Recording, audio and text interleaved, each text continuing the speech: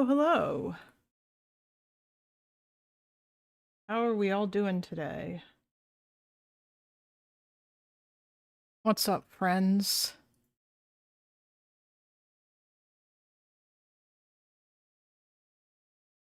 So, as we speak,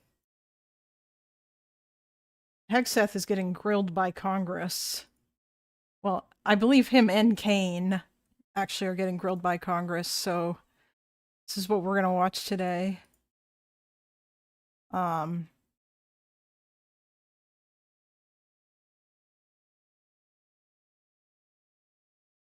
Yeah. I might wait until I don't know. I asked Epic if he wanted to watch this with me because I bet he's going to have insights and there's going to be things discussed here that I'm not necessarily entirely going to understand, but I figured, you know what, why not? What the fuck? This should be fun.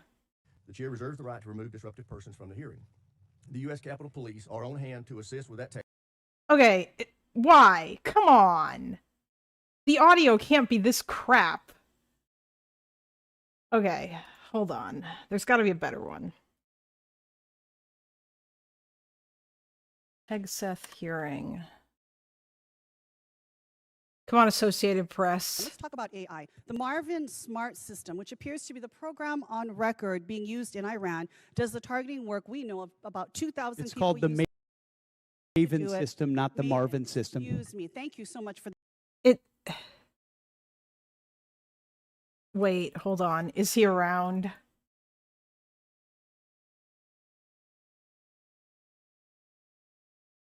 He's not. Damn it. Steve always has the best audio. It's just this is way too quiet. It's a very effective tool, and inside that we have very prescriptive processes by which we ensure as much precision as humanly possible in very complex battlefield environments. So you think we took every absolute effort to make sure that innocent civilians... Okay, so this isn't doing anything. I guess the boost volume thing is just broken again. We can all learn together. Or learn together as our numbskull, or leer together as our numbskull reporter friend says. True! Well...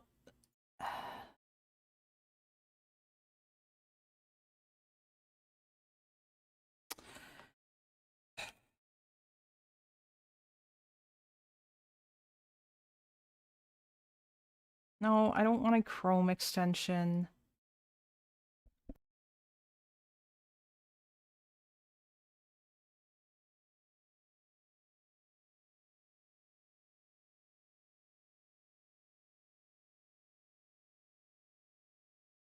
Although maybe I should get a Chrome extension. I don't know, man.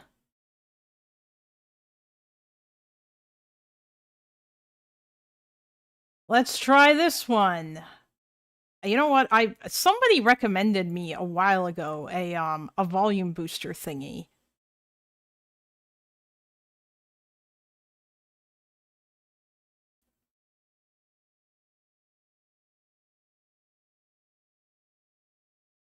Settings. I haven't tried this one yet, so...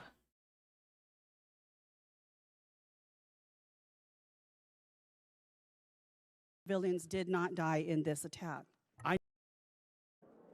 Okay.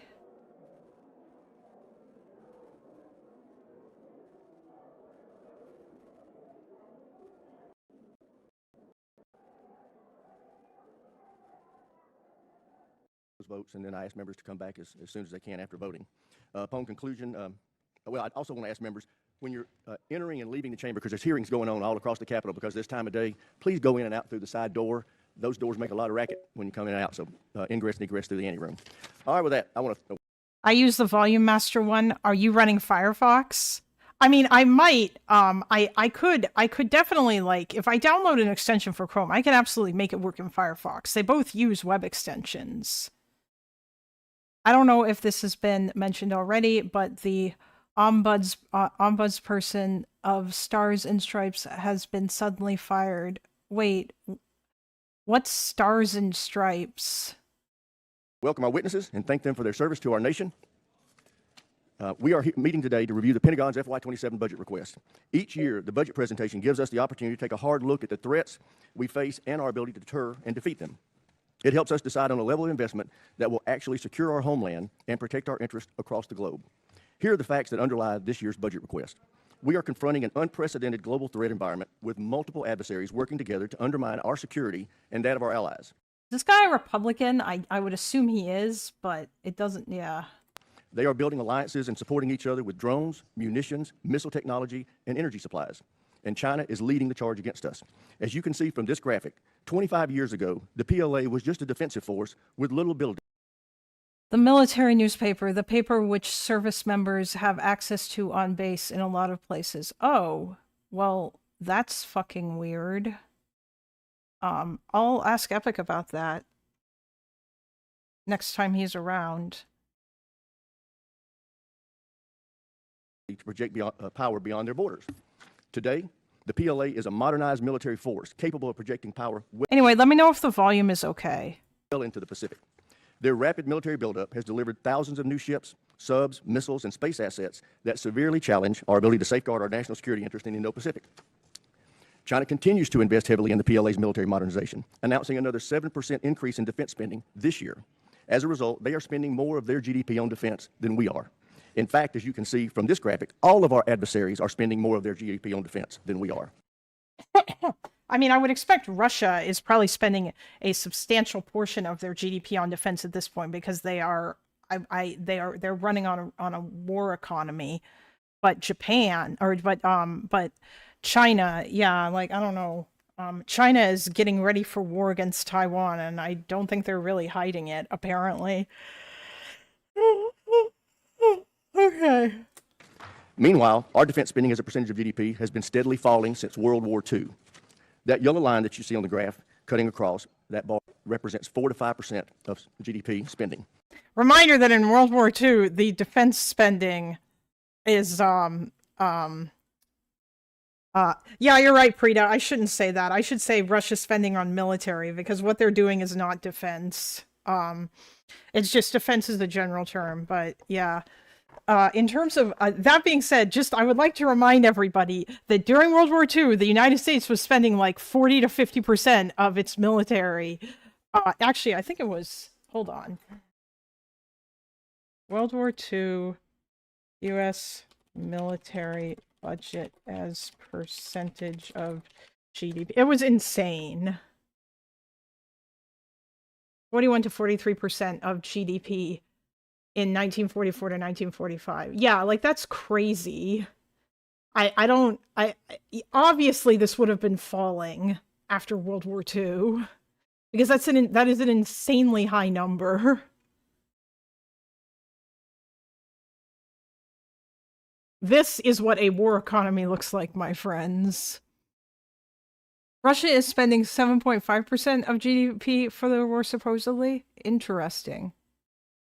Cold War peak was 14% GDP. Yeah, I mean, that makes more sense. I don't even know that the US needs to be at 14%, you know. But what are they at now? Oh, hello! History has shown that meeting or exceeding that level of investment ensures we can truly deter our adversaries. That being said, obviously the U.S. should be spending more, but I don't know if it's not even necessarily the spending. It's, as we have been reminded of multiple times now, it's the manufacturing. The U.S. needs to start making, although you do need the spending for the manufacturing, but the U.S. needs to start making more stuff at home in terms of military shit, and they need to speed up their production. And by the way, doing so will create jobs, which is good. I am still a little bit concerned about the debt, but yeah. Or the deficit, rather. We did some crazy shit, like the space program, the SR-71, XB-70 Valkyrie program, etc. Oh, all of that was under defense spending, was it? The space program? Interesting. I mean, I guess that it would be, because that was, like, basically what it was supposed to be for. That's also the level of investment we're asking our allies to make. But for years, we've chosen not to make that same level of investment ourselves. Since World War II, defense spending has shrunk significantly as a percentage of federal outlays, as you can see from the red line on that chart. Nonetheless, non-defense spending, on the other hand, accounts for over 85%. I mean, the U.S. has still always spent more than, well, maybe not always, but since the end of the Cold War, the U.S. has spent more than Europe, I think. The 7% Russian figure is headline national defense line item in the federal budget, which is way undercounting it by a lot. Oh, so you're saying that there's other things that actually count as quote unquote national defense spending that they're not putting in there, or they are putting in there, but it's listed as other things. 5%, and it's been increasing The regional recruitment bonuses, for example, fell outside of that. for that same period of time. This underinvestment in our defense has had very real consequences. Our defense industrial base, long the envy of the world, has atrophied significantly. We're no longer capable of manufacturing for our warfighters at scale or speed. Just look at shipbuilding. China builds 47% of the... By the way, I just want to say, all of this stuff echoes the stuff that Epic has been saying, and it's actually incredibly shitty that this guy's probably a Republican, and he's the one who's saying all this stuff. And yeah. world ships. The U.S. builds one... Why can't Democrats be this based? This dude is upset we're no longer spending as much money as we did during the last World War. I think it's more fair to say that he's upset that the United States is not spending as much money at all on military, and also that American military manufacturing, like the defense industrial base, is basically gone, or it's nowhere near what it was, meaning that the US could not quickly replenish stockpiles of various missiles that they are running low on, because that all of this stuff has just kind of, you know, gone away. And that would mean that if the US went to war with China, they would basically probably, it would be difficult for them to keep up. Yeah, it's been steadily falling, yeah.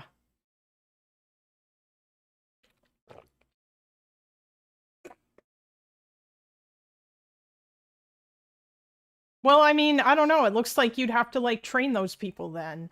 The thing is that if you're going to outsource this stuff to another country, it has to be a country that you're, like, BFFs with, like, Japan. But I don't think, it's probably better that the US does, because Japan also wants to make their own shit. Like, it's not like they can make all of China's, or all of, like, America's shit and also make their own shit, you know? Dems voted for rebuilding our shipbuilding capacity as part of the omnibus bill in 2024. It was Republicans who cut it. Wait, really? The shipbuilding capacity? I'll have to look that up. But, I mean, that's good if Dems voted for that. The thing is that I don't know how much Democrats being against military spending is more of a rhetorical thing and more of an actual thing. I would have to, like, look into that further. But obviously and unfortunately, like, the anti-war people are part of the Democratic base now. Most shipyards are in blue cities. Oh yeah, based. Well, I know, because San Francisco has one. 0.1%. We build fewer ships than Croatia or the Netherlands. Our global munition stockpiles are low, and we lack the capacity to rapidly restock magazine depth. We have... Actually, sorry, Jesus, I keep pausing this to ask questions. Is that...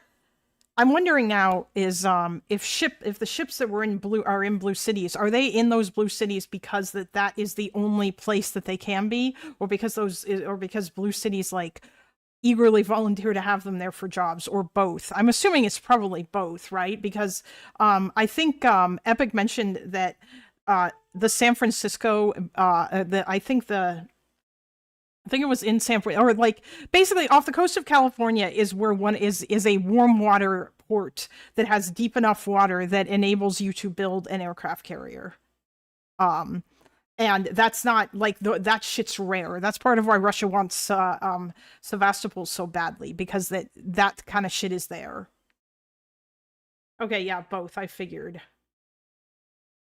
Newport, Virginia, Huntsville, Alabama are blue. I don't know, Arthur, they might be. Cities, even in red states, often are blue, although it depends. They might not be. Both. They know how is there and the geography is there. Okay, cool. The know-how is there and the geography is there. Newport is purple, and California, as well as New York, and the Great Lakes Shipyard and Baltimore. Based. I should really come on stream. Who is that kid? I've seen you in chat before. Who is that kid? I'm not sure. Like, do you have, like, a background related to this stuff or whatever? Because I mean, we've already got Epic Fail here, who is, like, our resident sort of military expert duder, but he's not the only. Like, if there's other people in here who know about that stuff or who have background in the military. Yes, I am an aerospace engineer. Oh, neat. If you haven't talked to Epic before, I bet that would be a fun conversation, because I think he's taken stuff. He's a pilot. Russia is not getting a shipyard in Sevastopol. Yeah, I know. I don't think that, I think none of the Ukrainians have anything to say about it. I mean, they had one in Sevastopol, didn't they? But yeah. Oh, I have known Epic for longer than you have. Oh, cool. Okay. Yeah, I'm not, who are you in my Discord? Or are you not in my Discord? Assault Shed. Oh, you mentioned something about, I think it was you who told Epic that Shed says hi the other day. Yeah. Okay, you guys probably do know each other. Anyway, let's keep going. Very little industrial capacity. Not to my knowledge did Sevastopol have a shipyard. I thought it did. Did it not? Is that not where the Russians were building ships? Does Sevastopol not have a shipyard? I know they had, I believe that there was also another shipyard in Ukraine or something. Yes, it is I. Oh, okay. Hello. Capacity to mine, refine, or process critical minerals. As a result, many of our defense supply chains are reliant Oh, yeah, I know it has a naval base. Okay, hold on on. the very adversaries we seek to deter. Beyond the But it has a warm water port, and Russia is, like, super obsessed with that for some reason. They're, like, super obsessed with Sevastopol as their warm water port. That was why Putin was so eager to grab Crimea, even though he could have realistically, whatever. But that's, like, often put... I know that's not the only reason, obviously. Despite them being the same as the most base series of games, Command and Conquer. impact of our in the most series of games. Our industrial base, the inadequate investment in our defense has resulted in a vicious cycle that has pitted sustainment against modernization. For years, administration after administration comes to this committee with budgets asking us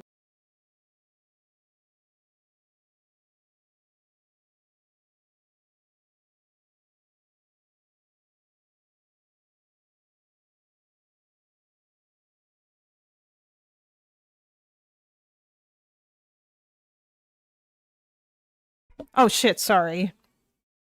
Yeah, Russia really wanted TARDIS in Syria. That particular warm water port was something that mattered a lot to them. That's part of the reason why they were in Syria in the first place, is my understanding. Like, that's why they gave a shit about it. And why they contributed to keeping, like, propping up Assad and, you know, facilitating his war crimes. But, you know, now they're gone, and now they have been ejected. So, I mean, you know, rip. But they had shipyards in Kherson, Odessa, and Kyiv, not Crimea, though. Oh, okay. Huh. Yeah, oh yeah, Pat. Yeah, I know Peter the Great really cared about having a navy. That was a thing that really mattered to him. So Russia doesn't have, they just have a naval base. Well, I guess that they needed a naval base to park their Black Sea fleet.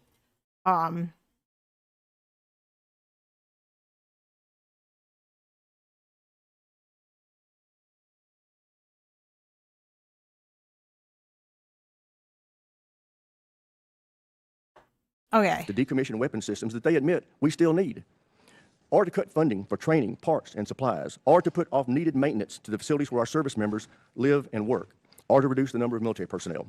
These budgets have asked us to make these sacrifices and accept the near-term risk so we could afford to reinvest in military modernization, which is something we desperately need to do.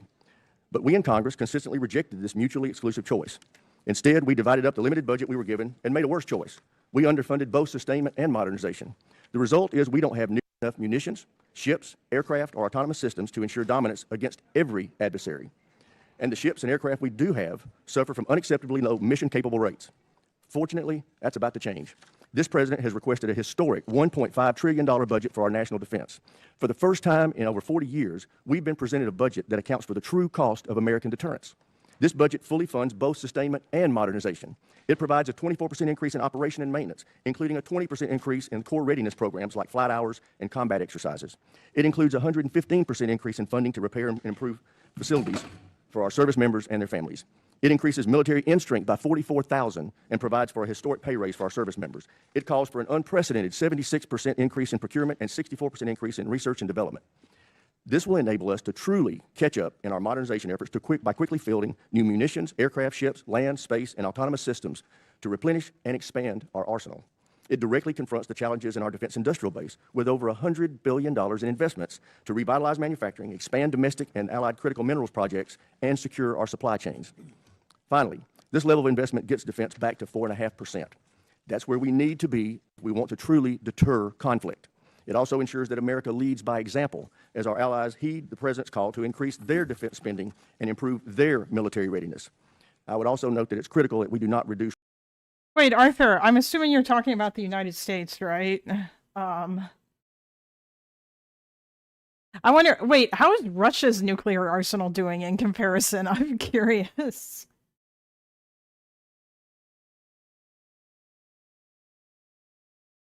I still wonder what our military would look like if we never invaded Iraq in 2003. Potentially better, Pat, or at the very least, actually, I don't know about how the American military would look, but I can certainly say that, that like, people's, that people's like views on the, on military intervention would be a lot different. And yeah. Obviously, I think that would be good because I hate Iraq War syndrome. Russia's nukes are like Schrodinger's cat. We don't know how many work until they use them. It is fair. And then Arthur says it is very bad. A good chunk of that is poor procurement practices, but you ain't fixing those with just the procurement reform, which is also not easy. Oh, you were talking about the US with the okay. Wait, what about was the it is very bad thing about the US, or was that about Russia? I mean, I think what UNSC said was really funny there too. That seems to be the case, at least for Russia's missiles, because I remember a while ago Russia tried to do a missile defense launch thingy or whatever, and that shit, and like it exploded before like it could even get off the launch pad. And they weren't testing a nuke, but it was a missile that would have been used like to launch nukes. So like that's funny. Oh, hello, Epic. You are here. If you're not busy, did you want to come in and react to this with me? Because I feel like you can offer insights into this. Imagine having such confidence and having no idea what you're saying. Oh, no. It's okay, conservative liberalism. Listen, if Epic says that you're retarded, it's like a rite of passage here, okay? Soviet Union built its last nuclear pits in 1980s, the US in 1960s, if I remember correctly. For deterrence while we're asking our allies to ramp. Autonomous systems actually just the fuck. Oh no. I didn't even see what he was saying. Oh no.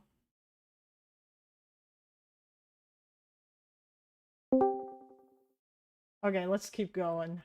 But their own capacity. And that's something we're going to be paying a lot of attention to in this committee.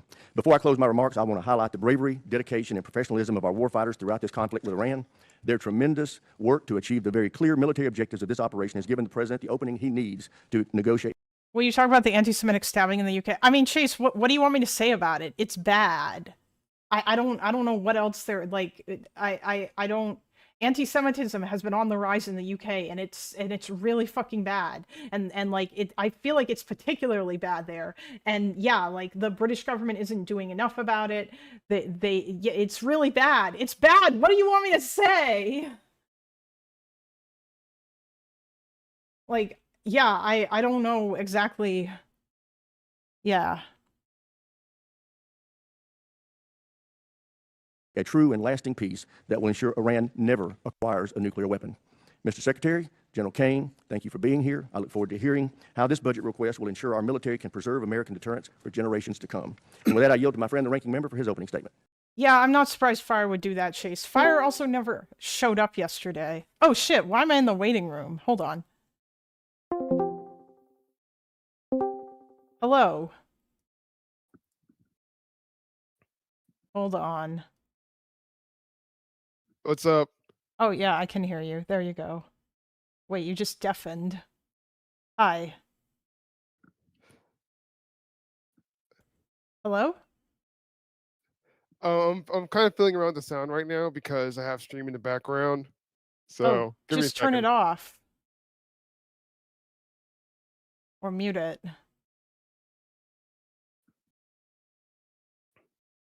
All right, there we go. Based. Hey, yeah, did you have something that you wanted to contribute or whatever? I'll sorry to say some stuff as the hearing goes on, but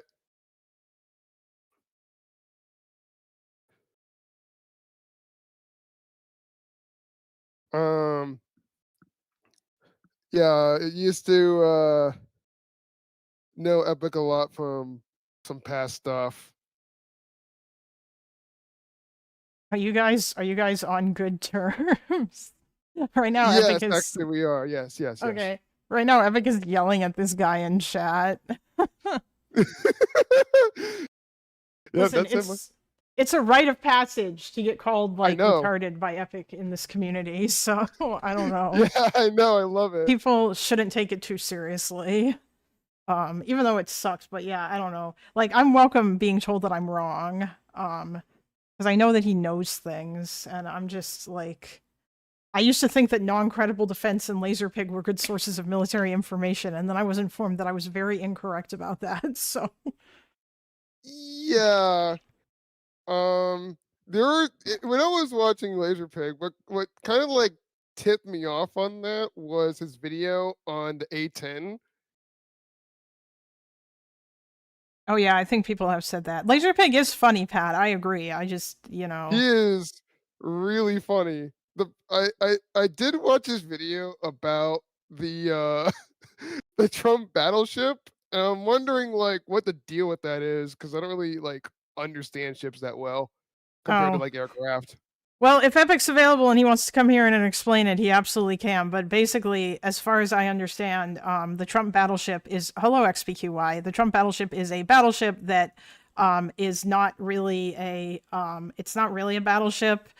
I can't remember what it actually is. It's a ship that the Navy has been trying to get like approved for ages, and they basically made some changes to their proposal and then told Trump that they would call it a Trump class battleship in order to get him to approve it by appealing to his ego, and he approved it. It's not actually that different from what that's my understanding. There might be more to it. I don't quite remember.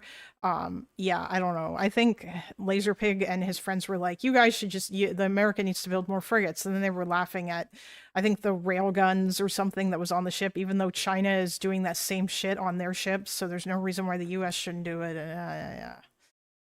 Yeah, I do know that the rail guns going onto ships was a thing that the Department of Defense had planned for a very long time.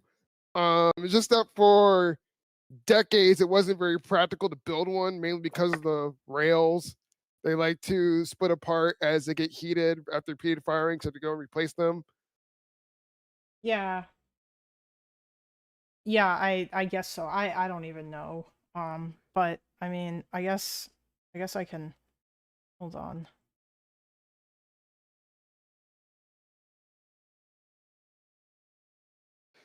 I was just like under the impression that the railgun was being superseded by the hypersonic missile, but I guess not. Oh, I don't even know.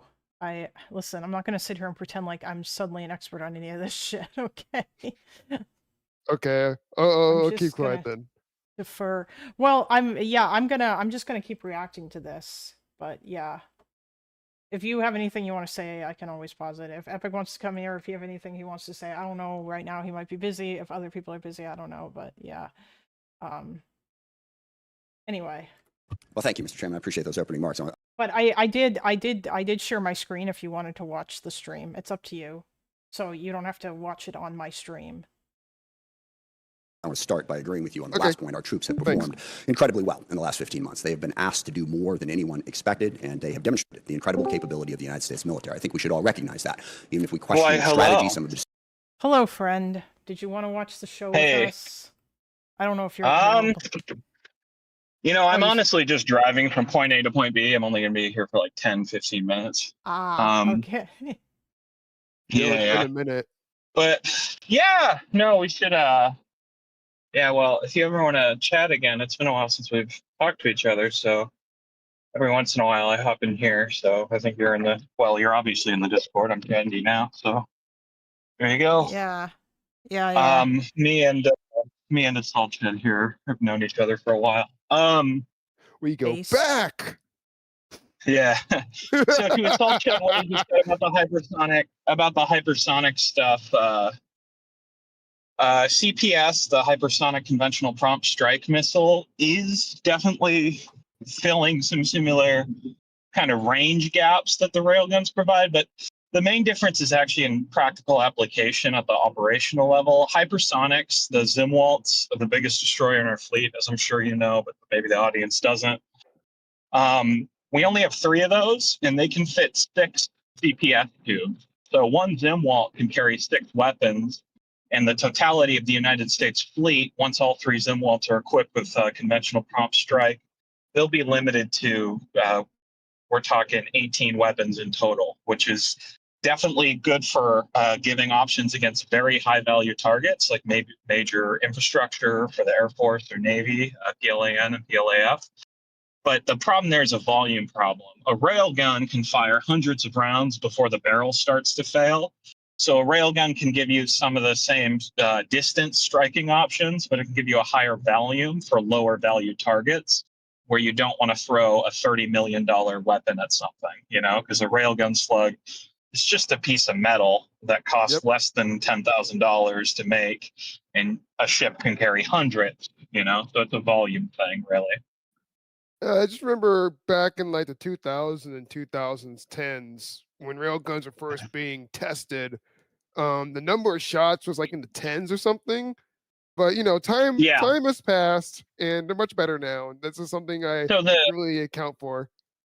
Yeah, the Japanese and the Chinese both have railguns on ships today, right now, and they're testing them to hundreds of shots per barrel. And that might not be a lot before you got to rebuild the gun, but keep in mind, we're comparing this to a system where with Zimwalt, you can carry 6 tubes. And once you fire those weapons, you got to go back to port for overhaul to reload them. So in both cases, you have a limitation where you do need to go home to a friendly port for work after a certain amount of fires. But with the hypersonic missiles, we're talking about 6 weapons to a ship. And again, a much smaller destroyer that couldn't even carry 3 hypersonic missiles could carry hundreds of rounds from the railgun, and it could fire until the barrel melts down, basically, and that's going to be hundreds of strikes. So it's volume on a smaller ship in terms of volume of fire and capacity for generating strikes. Also, I just want to the conservative liberalism guy in the chat that knows somebody in the Space Force. I have a lot of friends in the Space Force too. They don't have much to say about manned aviation because that's a different service branch. So I would start by, if you want to like have an imaginary friend that's feeding you info, maybe get the branch right. As far as autonomous aircraft, we've operated them for decades now. They have significant limitations. They can't do very complex missions, and that's why we also have manned aircraft. And right now, the Chinese are building, they're outbuilding us 10 to 1 when it comes to manned aircraft production. And right now, a lot of the United States Air Force has a fleet of aging aircraft that need to be retired. And we don't have the actual manufacturing capacity to build enough aircraft to retain the crew. So pilots take years to train. And if you can't maintain the size of your Air Force and you lose a bunch of planes, you have a bunch of pilots who are forced into an early retirement. And they're not going to come back when you build planes in a few years. You're going to have to train new guys. That's a huge sunk cost. It's a huge catastrophe for the Air Force. Also, you have no idea what you're talking about with since World War II. Neither does Kalinda, so I'll just add that here. Oh, okay. They're talking about since the statistics started. So the Department of Defense was founded on the 18th of September, 1947. That's when the data starts. So all the records we have for DoD spending goes to the foundation of the DoD in 1947. When people in Congress or in the Defense Department are saying since World War II our spending's at the lowest, they mean since the creation of the Department of Defense in 1947, which is after World War II ended and after the U.S. transitioned back to a peacetime economy. So that it's just not comparing to the 40% we're at the lowest we've ever been as a percent of GDP in U.S. history as long Okay. as the DoD's existed.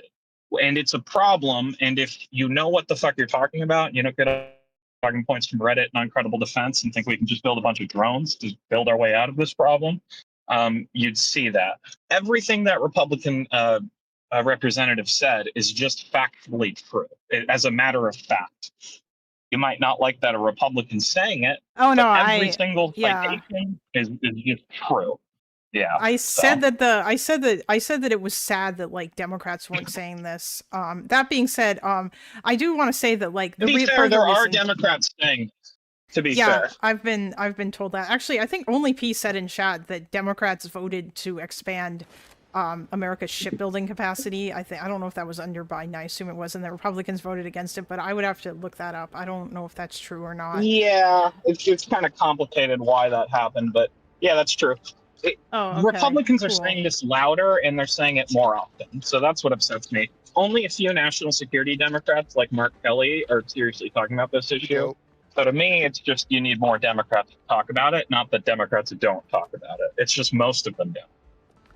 Okay. Yeah. If too many Democrats start talking about it, the base would kill them. So the Democratic base doesn't really like when you bring up stuff like this. I actually I don't even know how true that, well, I don't know. I'd have to look it up. I know that unfortunately, like obviously there's a portion of the Democratic base who are anti-war, and that I believe, at least based on how my understanding of it is that those people became part of the Democratic coalition after Vietnam, when what was it, when we hit the 6-party system. I think that's when it is, or was it the 5th-party system? Yeah, that's the 5th-party system. That's broadly accurate. Yeah, and they've been a big part of the coalition since, and you see them today, right? So, if AOC is going to be asked about the defense budget, she's going to give you a very poor answer, right? So those people are part of the coalition. Although I would say it's more of a rhetoric issue than a voting issue, because what happens is, when these big national security packages come up, the national security Dems like Kelly that have experience, Mark Kelly, he graduated from the Naval Academy. He flew F-18s for a decade before he was an astronaut. He cares about these things, and he you have these warriors in the party that will make it an issue and whip their party in line. So when the time to vote comes, the people who are more anti-war will either abstain or vote yes in line with the suggestions from the more national security Democrats. So I trust the party to kind of come to the right conclusion at the voting rounds. The problem is rhetorically, they're not willing to make the case for the spending. And, part of having the political will is making the case. And part of the reason you have like a bunch of people in your chat, like talking about how this isn't a problem, it's because they're hearing this for the first time from Republicans and their brains just turn off and then they start spewing shit that's just not true, and they don't really know what they're talking about, but it's all vibes. So the vibes line up with the biases, and that's just how humans work.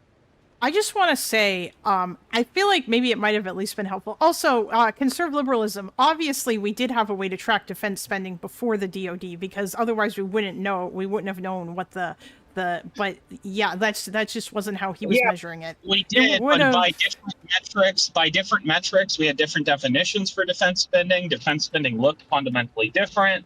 So the data isn't actually a one-to-one comparison. That's why we always start with the creation of the Department of Defense on 18 September 1947, which, by the way, like, the reason I know that date by heart, like, this is stuff when you're at basic training, like when you're doing push-ups, they'll ask you, when was the DoD formed? And if you can't answer, you get to do more push-ups. This is very basic knowledge.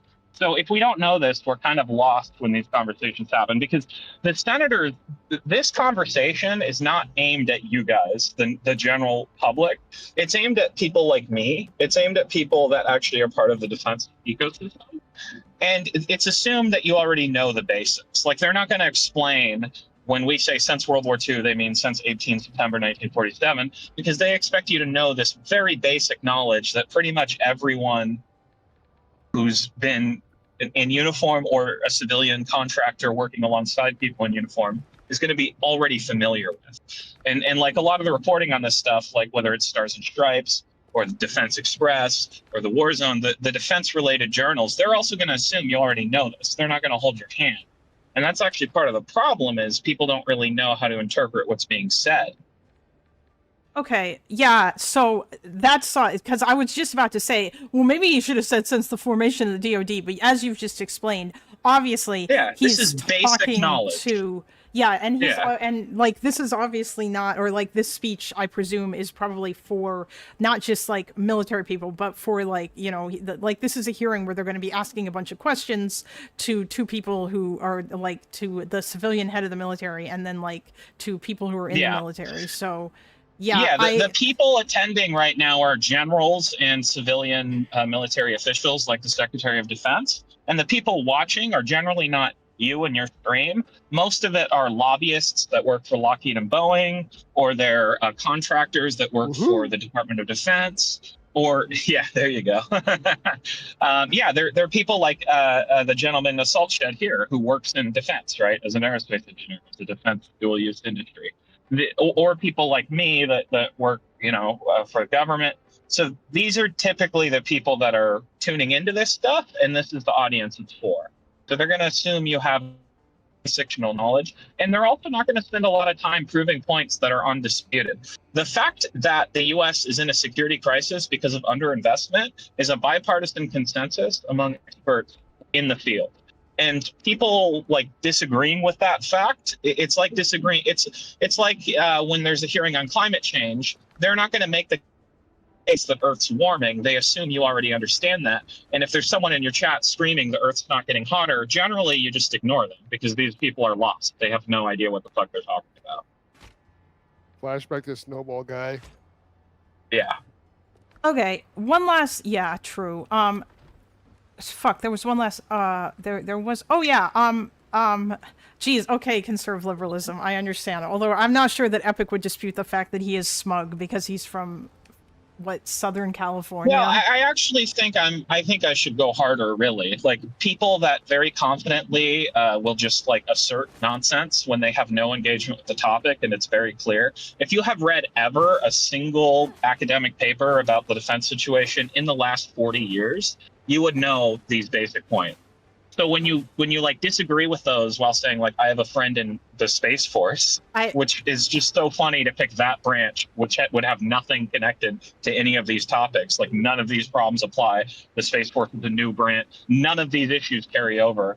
It shows like a lack. Like this is, you don't know enough to even know what you don't know. You shouldn't be having this conversation. You certainly shouldn't be staking out strong opinions. You should probably first start by learning some basic details, and then you'd have opinions that are more reasonable, and people won't like just peg you as a very unserious person. I mean, I just want to say, I mean, you could be nicer, but also then I imagine myself in your position, watching someone in my chat spout off a bunch of wrong shit about Nazi Germany and say a bunch of dumb shit about the Holocaust and make a bunch of stupid comparisons. I also probably would just be like, please stop and fuck off. How seriously? Again, how seriously would you take it if you're watching a video and they're like, yeah, so the Earth's round, and then someone in your chat, all capitals, the Earth's flat. Like, there's certain opinions that you cannot be informed on the topic and have. Okay, there are valid opinions about how we should handle this security crisis that we're currently facing. One of those is that it doesn't matter that America could retreat from its global position of hegemony. That's a valid opinion. I disagree, but it's a valid opinion based on the facts that we're assessing. If your opinion is it's fine, it doesn't matter, there's no crisis at all, he's comparing it to World War II, lol, you're showing that you don't even really understand what people are saying in the first place, let alone do you understand any of the core details. And then when you say things like we need less manned aircraft, again, this is not something any professional air force in the world thinks today. There is no professional air force in the world that would make that statement. And if you're making that statement, it's because you have an opinion without having ever read any serious like primary information on this stuff.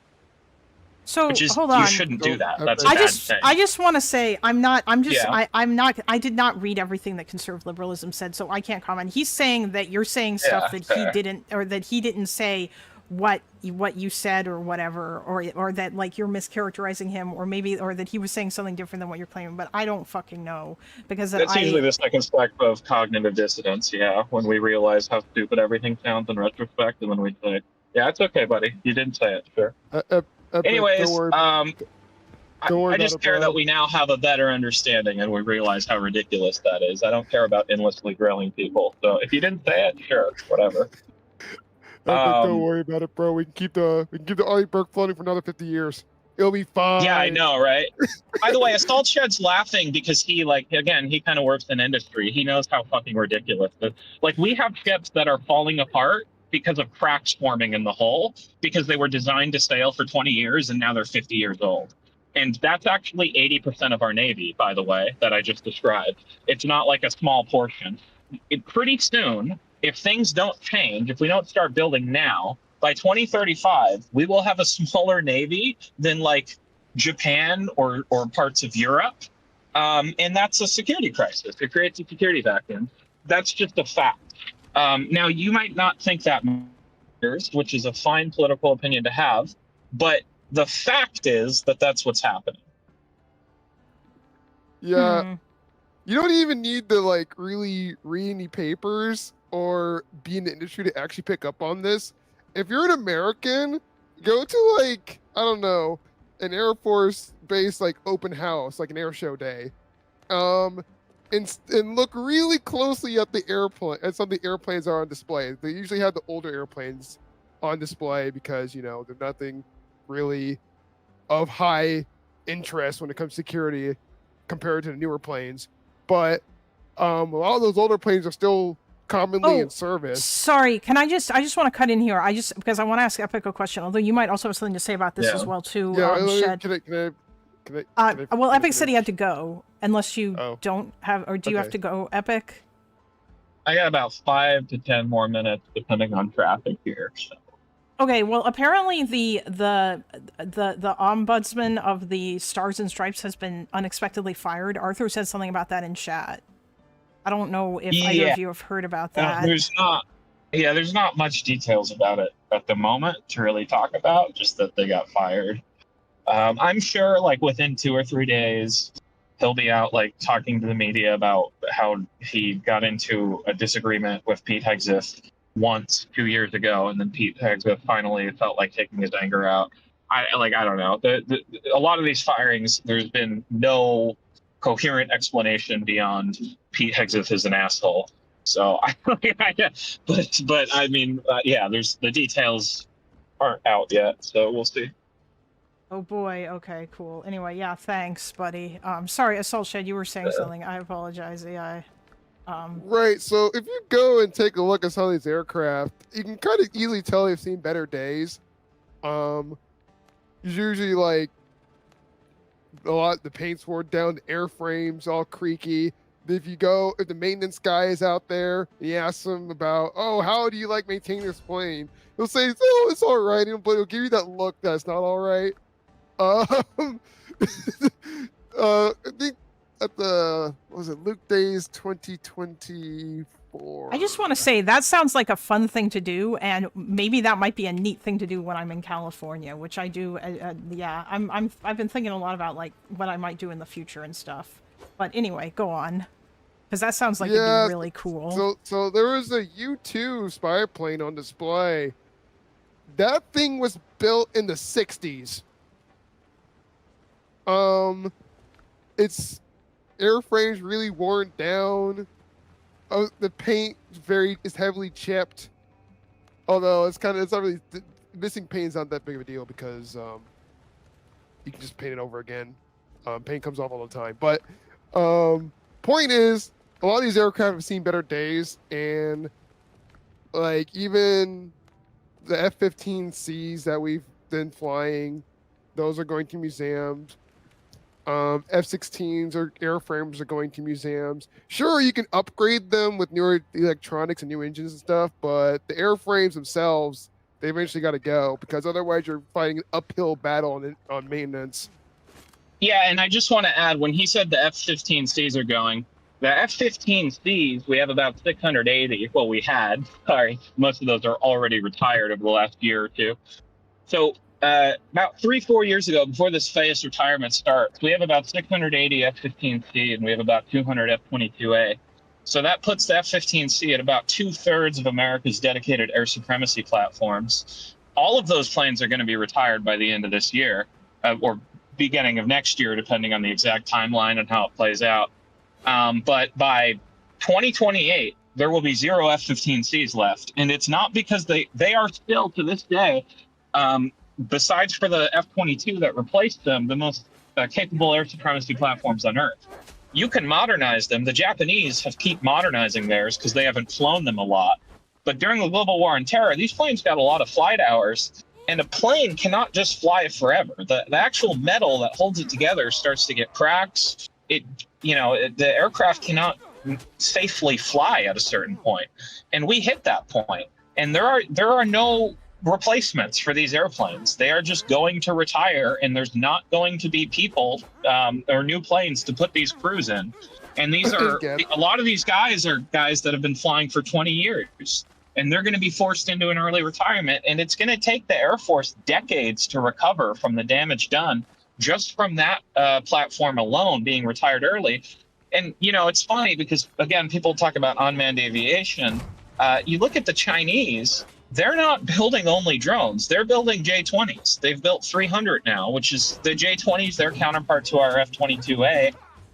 China's built over 300 J-20s. They're building 120 planes a year. Do you know how many F-22s we've built? Around 200. Do you know how many we're building a year? 0. In 2 or 3 years, China's going to have 600 or 700 J-20s. That's going to be 600 or 700 air supremacy platforms. And in 2 or 3 years, all of our F-15Cs are retired. We're going to have 200 F-22As. Actually, more accurately, about 150, because about 40 are being retired from age. So that means in about 2 or 3 years, China's going to have about 4 or 5 times the number of air supremacy platforms as the United States. And that's a key tool to generate air supremacy and maintain air supremacy. And that's a function that there's no UAV or UCAV, which means unmanned aerial vehicle or unmanned combat aerial vehicle, that can replace. And there's not going to be anything that can replace that aircraft in that role until the F-47 enters production, and that might happen in 2029, and we might buy 200, which is not enough. Yeah, there's no universe. It's also worth mentioning there's no universe where, like, China attempts a landing or invasion of Taiwan without air superiority. And right now, just given this, that shouldn't be a very difficult thing for them to do. Also, conservative liberalism, the distinction you're drawing between 4 or 5 and 5th gen is like a pop culture marketing thing that comes from Lockheed. It's not real doctrine in any professional air force in the world. What is a 5th gen aircraft? Is the F-15EX 5th gen? Because that's newer than the F-35, has the sensor fusion of the F-35, and according to Air Combat Command, who I can assure you knows a lot more about combat air power than you do, is more effective than the F-35 in the air supremacy mission set because of its EWAR, which gives it enhanced survivability and reduced observability. So is that a 5th gen aircraft? The reality is 5th gen is a marketing term developed by Lockheed to sell F-35s and F-22s, and 6th gen is just a pop culture phenomenon building off that marketing term. It's not even real doctrine. It doesn't even really capture how air power actually works. Yeah, that's why if Lockheed said a new aircraft or particular aircraft was 6th gen, everyone would start calling it 6th gen. Even though that is a term that Lockheed developed to sell their own airplanes. By the way, you just said a 5th gen aircraft is something we don't sell to allies. The term 5th gen was invented to describe the F-35. The F-35 has been sold to more allies than any other aircraft in American history, except for the F-16. So again, if you're going to use the pop culture terms that don't really mean anything, I mean, that's fine, but you also don't seem to know how they're even applied in the pop culture sense. 5th gen plus. No. Yeah, which is another marketing term. These aren't real. Yeah, this isn't really in doctrine. If you open an Air Force Airman Manual, if you open like an Air Force AF, 0 whatever, on aircraft designations, aircraft generations, the F-16 would be the 6th generation of U.S. Air Force fighter. The F-35, which was replacing the F-16, the 7th generation. These are terms Lockheed made to sell airplanes, and they were terms meant for the public to consume. They don't even really capture reality very well. Also, only P, yes, to average voters. What happens is some of these programs, like F-35, have grown to the cost. F-35 is over $1 trillion over the last few decades. They've grown to a cost where they become actually part of the national conversation.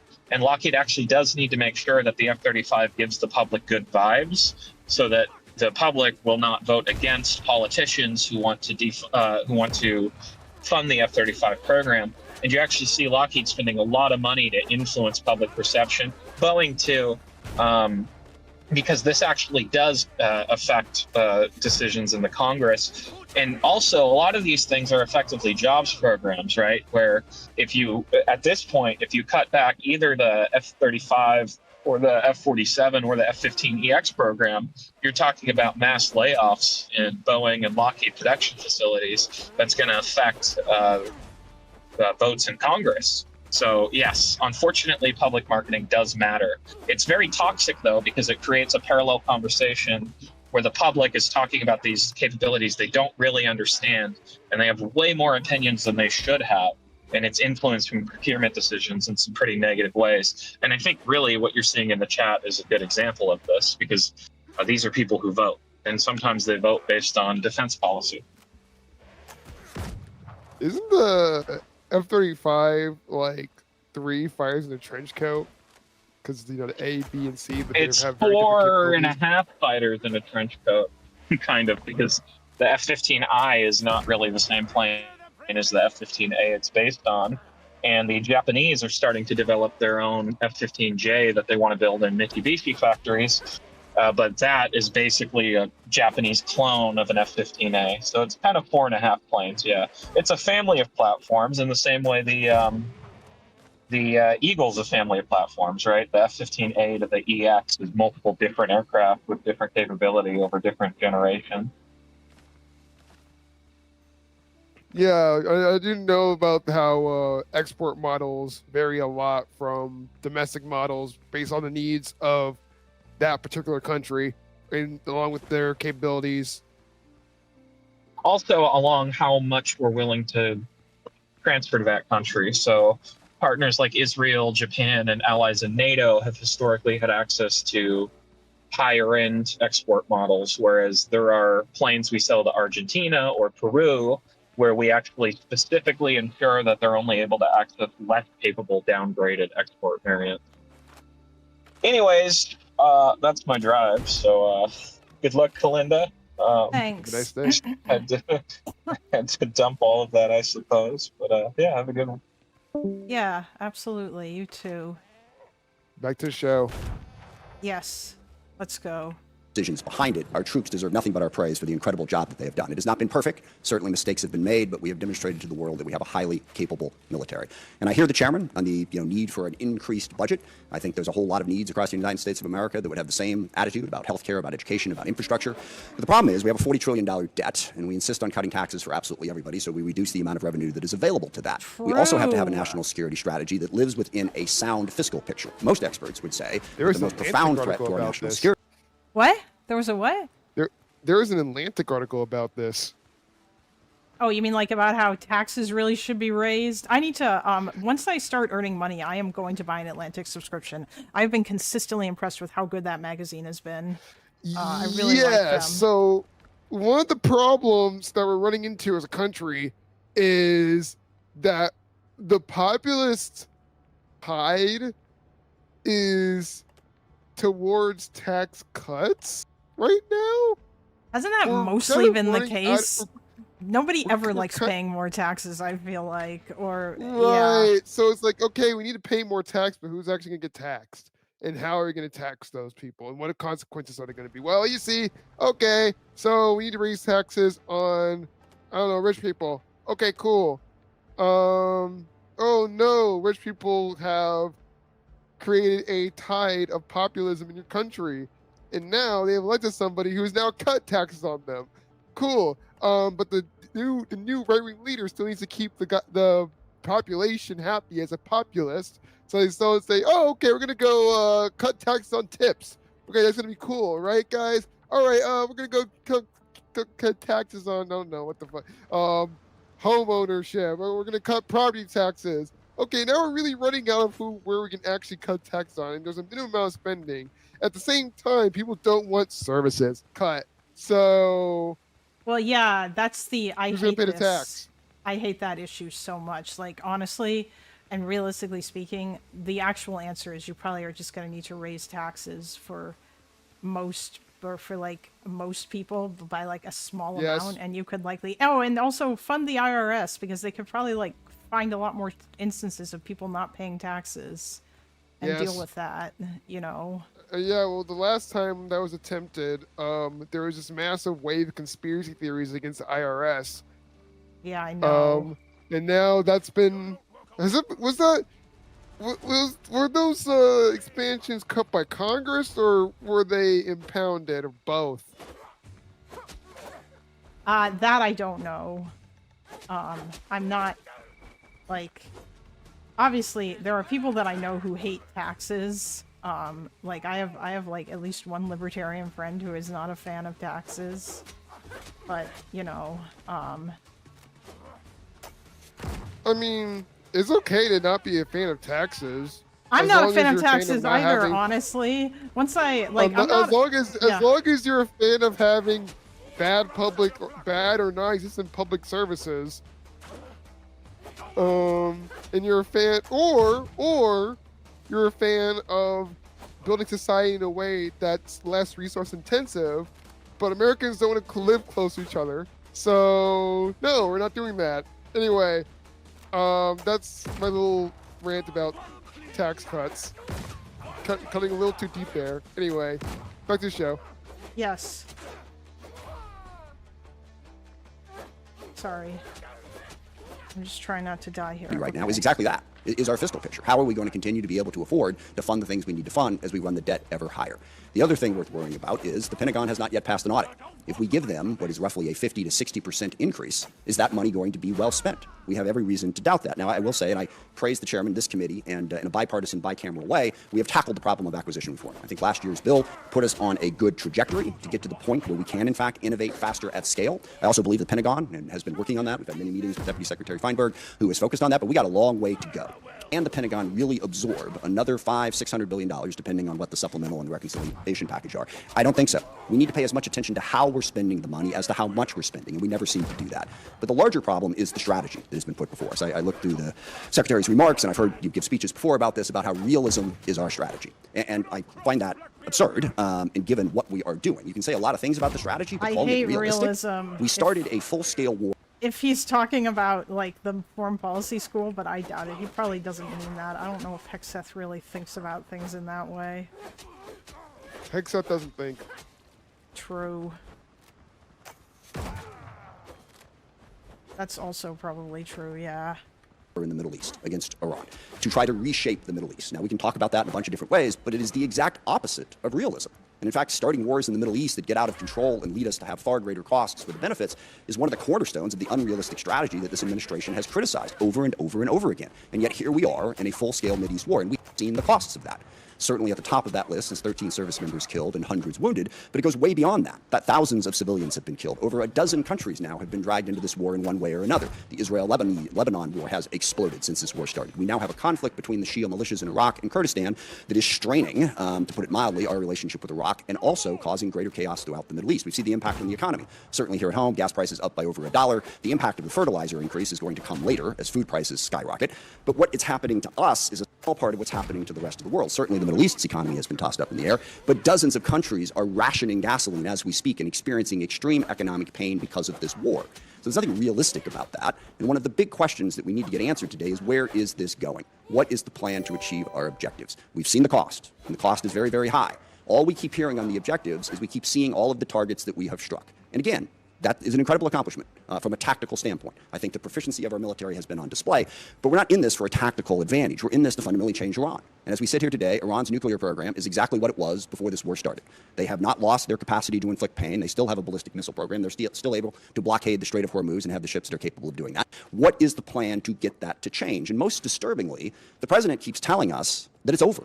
What was it, a week ago Friday, the president announced that Iran had agreed to give up their nuclear program, to give up their ballistic missile program, to stop support for terrorist groups, to reopen the Strait of Hormuz. The only problem with that is literally none of that was true. He was completely making it up. It wasn't. Iran hadn't even agreed to meet with us, as became embarrassingly clear as the day spun out and poor J.D. Vance had to keep going back and forth to the airport. We never even had a meeting. So wish fulfillment is not really a strategy. I mean, maybe the president thinks he's doing some sort of Jedi mind trick and can tell Iran, you will give up your nuclear weapons, and they automatically will, but that's not working. So what we need to hear today is what is going to work. We have 50,000 troops in the region who are still at risk. How are those tactical victories going to translate into some sort of strategic success? And by the way, this is one of the things that realism recognizes. You can win a whole lot of little small battles and lose the war, which is why you don't stumble into the war in the first place. But at the same time, we're doing all of this on our own as we increasingly push away all of our allies. Sometimes just because we want to do what we want to do, we don't want to have to consult them. Sometimes just gratuitously insulting them. I mean, in the middle of this war where we were asking NATO to come join us, the president took time out to insult President Macron and his wife. Okay, how is that helping us to try and belittle everybody in the world? And I also, for the people who are criticizing NATO over this war, I will remind people that NATO is a defensive alliance. What that means is every country in it pledges to defend a country if attacked. And when we were attacked on 9/11, that's what NATO did. They put in Article 5, and for 20 years they fought beside us. NATO is not...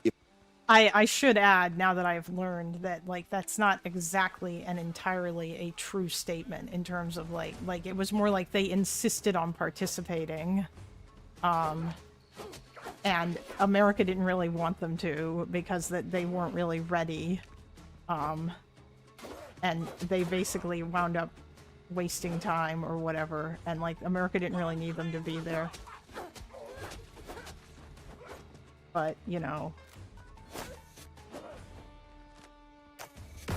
It's fine. They're talking about realism. It's fine. I'm assuming that the realism that they're talking about isn't the same as like, yeah. Like was it Mersheimer? Yeah, I'm assuming that's not what they mean. Yeah, what was it? The belief that The every spheres state of actor influence will... shit. Yeah. Yeah, and that these states operate on fixed rationales. Yeah, it's I don't know. I think it's stupid. Wait, actually, Clint, I have a question for you. Yes? Do you believe that the Iranian government, its current state, is irrational? Do you think they're an irrational actor? I don't really like that irrational. What does that mean? What do we mean when we say that? The reason why I kind of have an issue with that is because depending upon the point of view that you look at it, I'll be completely honest with you. I don't think Putin's a rational actor from my perspective. I feel like the war in Ukraine was stupid. I feel like if Putin actually cared about invading, or not invading, I feel like if he actually cared about making his country better, then he would be doing things to make his country better. But he's not. I'm not talking about from a political standpoint. I'm talking about from a nuclear standpoint. Oh, a nuclear standpoint? I believe Putin is definitely a rational actor from a nuclear standpoint. Oh, yeah. I mean, okay, so if Iran's yeah, kind of, because they would want because getting nukes in their mind is the best way to ensure they don't get invaded. Well, now obviously the reason why... they also want nukes because they want to destroy Israel. Yeah, that part. Yeah. And that's the reason why everybody is worried about and afraid of them. And nobody would be fucking with them or trying to fuck with them if they weren't trying to destroy Israel, you know? So in that way they kind of brought it on themselves. Right, that's why I'm kind of torn on it. That's why I want to get your opinion. Anyway, back to the show. Yeah, but I mean, yeah, no, I don't think, if we take Iran's ridiculous ideology into account, then no, they're not being rational. If we just talk, if their main thing that they care about is not getting fucked and invaded and whatnot, then no, they don't. Or I used to think more that I used to maybe underestimate Iran before I learned about just how much they really want to destroy Israel. Yeah, I think what really gave it away for me as far as how much does the Iranian government take seriously their own ideological rhetoric when it Yeah, comes to like that's- destruction of Israel. I think what really like tipped me off on, hey, these people might actually be irrational actors, is when they massacred 30,000 of their own people for protesting over economic conditions. Like, Well, I mean, in that case, they were doing that because they, as the regime, wanted to stay in power, right? well, yeah, but there are ways to do that. You can still stay in power if you fix the economic problems. Oh yeah, no, you're right. That is true. And they could have Theoretically, at least. I'm not absolutely sure that's appeased probably them. not politically. It's probably not politically Rather practical than- for them, but theoretically, yeah, you can do that. Well, they could fix their economic problems if they stopped spending so much funding terrorist proxies. You know, this is Oh, yeah. something that could help.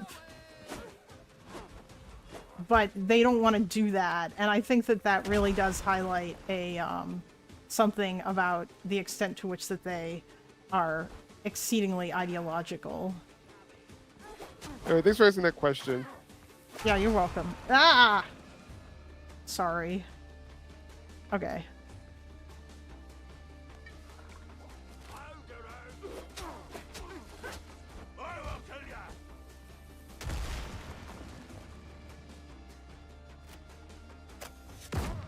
Oops.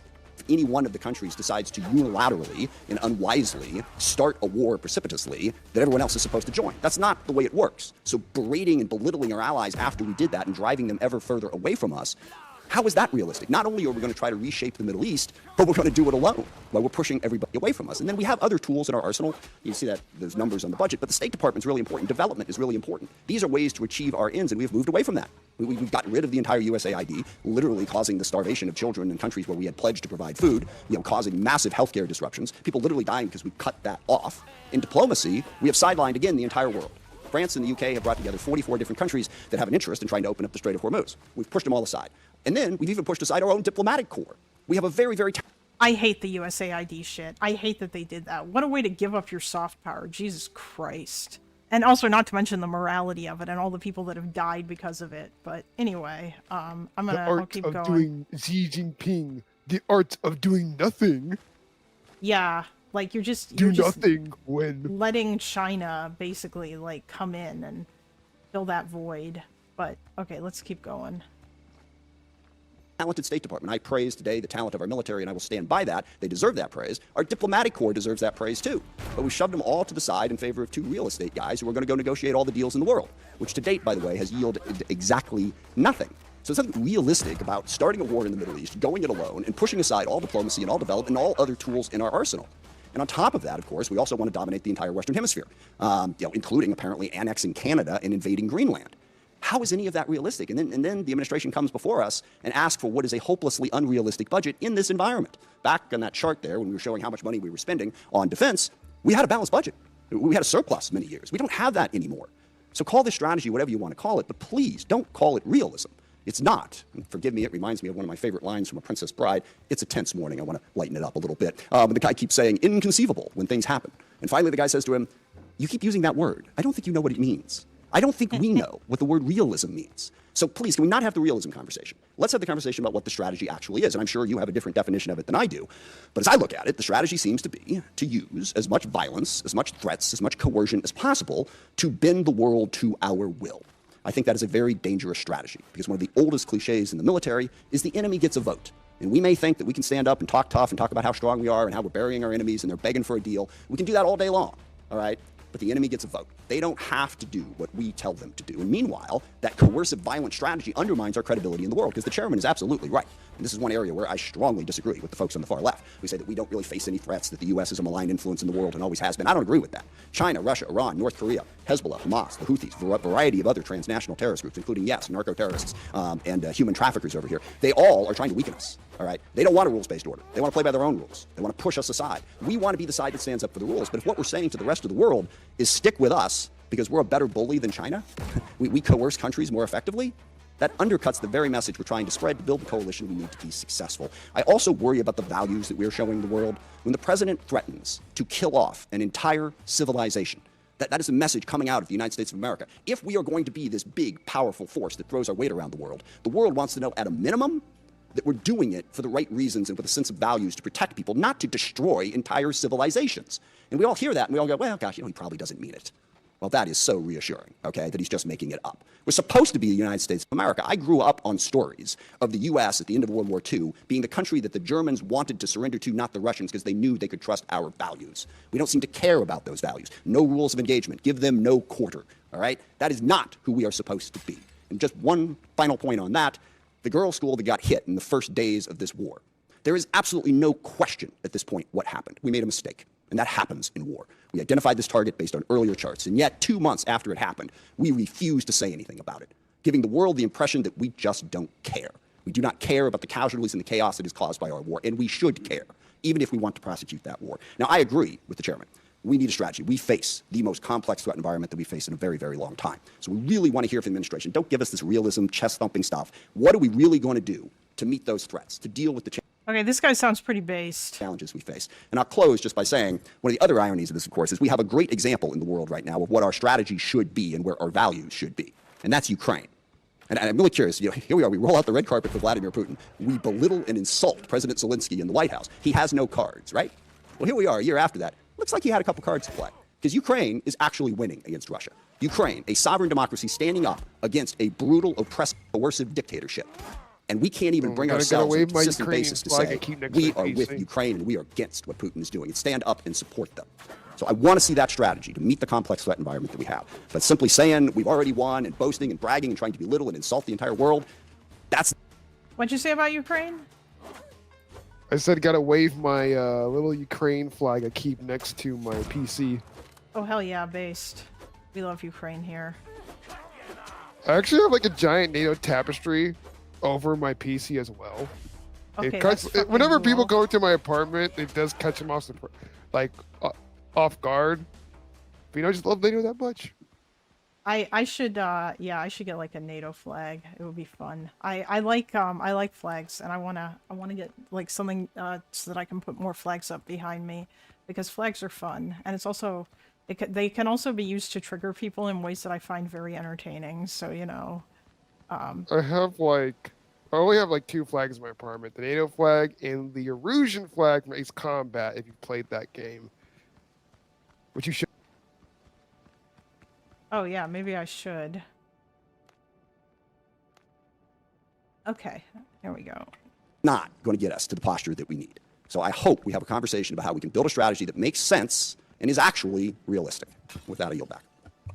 I thank the ranking member for his opening statement. Now I'd like to introduce our witnesses. And we have the Honorable Pete Hegseth, Secretary of War, General Dan Kane, Chairman of the Joint Chiefs of Staff, and they are being accompanied by Mr. Jay Hurst, Acting Chief Financial Officer and Comptroller for the Department. I also want to welcome the Secretary's wife, Jennifer. Welcome to our hearing. Glad to have you here with us today. And with that, Ms. Secretary, we'll start with you. You're recognized. Well, thank you, Mr. Chairman. Ranking Member Smith, distinguished members of the committee, we appreciate the opportunity to testify in full support of President Trump's historic $1.5 trillion fiscal year 2027 budget request for the Department of War. The President's budget request reflects the urgency of the moment, addressing both the deferment of longstanding problems as well as positioning our forces for both the current and the future fight. We think divesting to invest is a strategy of austerity. I'm honored to appear alongside General Dan Kane, Chairman of the Joint Chiefs of Staff, as well as Jay Hurst, our Comptroller, or Chief Financial Officer. I'd like to start by thanking this committee and Congress for your partnership in securing the investments needed for a stronger, prouder, and more secure America. I think what our troops have demonstrated to the world over the last 15 months are a reflection of that. Right now, so. A nation's ability to... Sorry, what'd you say? I'd love to play a drinking game over this, but I'm working from home right now at the same time. Probably not a good idea. Maybe if we did this on the weekend, I'd be so down for a drinking game whenever Hegseth says something stupid in front of Congress. Just in good spirit. Yeah, that would be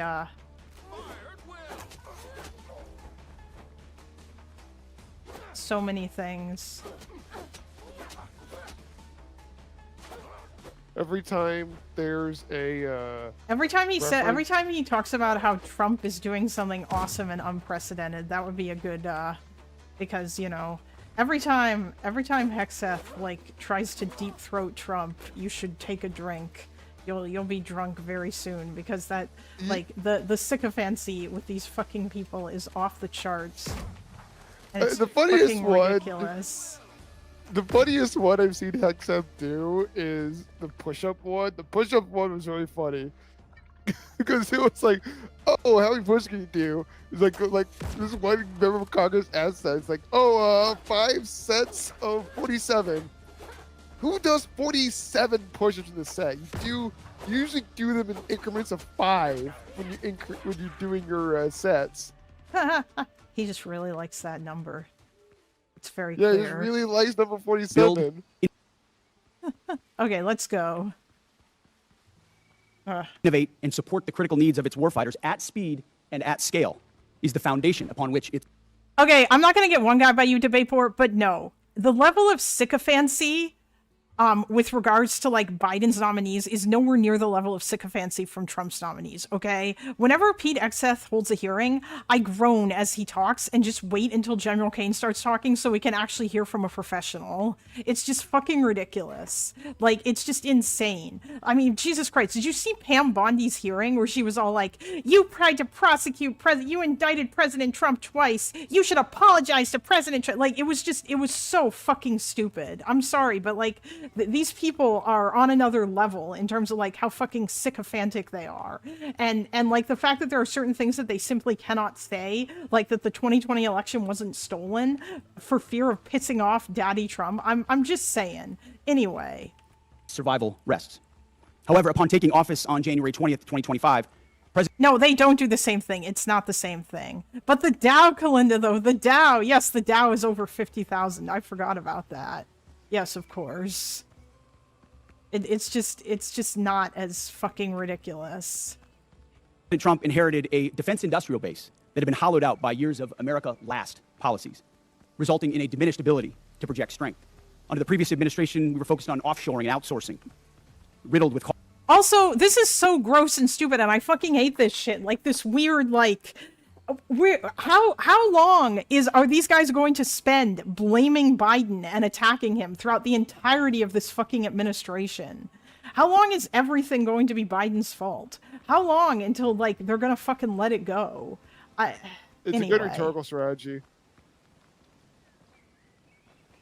Yeah, I know the Dow is constantly under 50,000. Of course it is. Okay. Oh boy. Cost overruns and degraded capabilities. Under the leadership of President Trump, our builder-in-chief, we are reversing this systemic decay and putting our defense industrial base back on a wartime footing. If you ask anyone at our Pentagon, urgency informs everything we do. We're rebuilding a military that the American people can be proud of, one that instills nothing less than unrelenting fear in our adversaries and the utmost confidence in our allies. We fight to win in every scenario.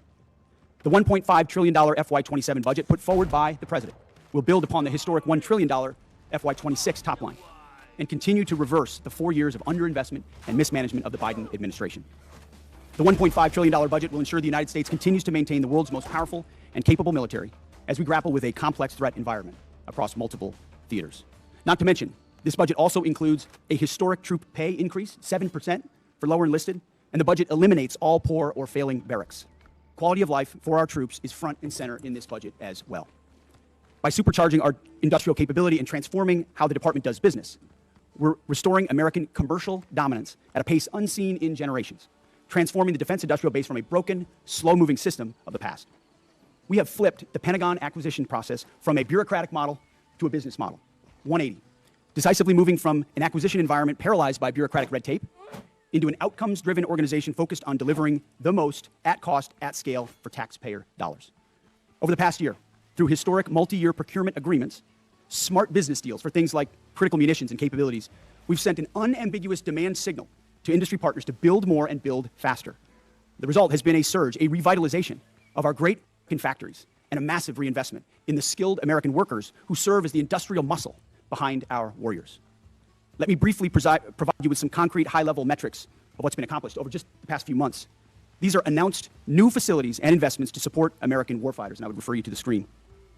The department has helped stimulate more than 250 private investment deals in 39 states, in 180 cities, and 150 companies worth more than $50 billion. It's resulted in 280 new or expanded facilities, more than 18 million new square feet of American manufacturing, and more than 70,000 new jobs in defense. This is the key part of this. These $50 billion of investment in new plants, new assembly lines, and new factories, these are private investments, not taxpayer dollars. By changing our departments, transforming our department's business model, American companies are investing in America with their own money, their own capital, a historic demonstration of American manufacturing and defense revitalization, all again with their capital, not Uncle Sam's.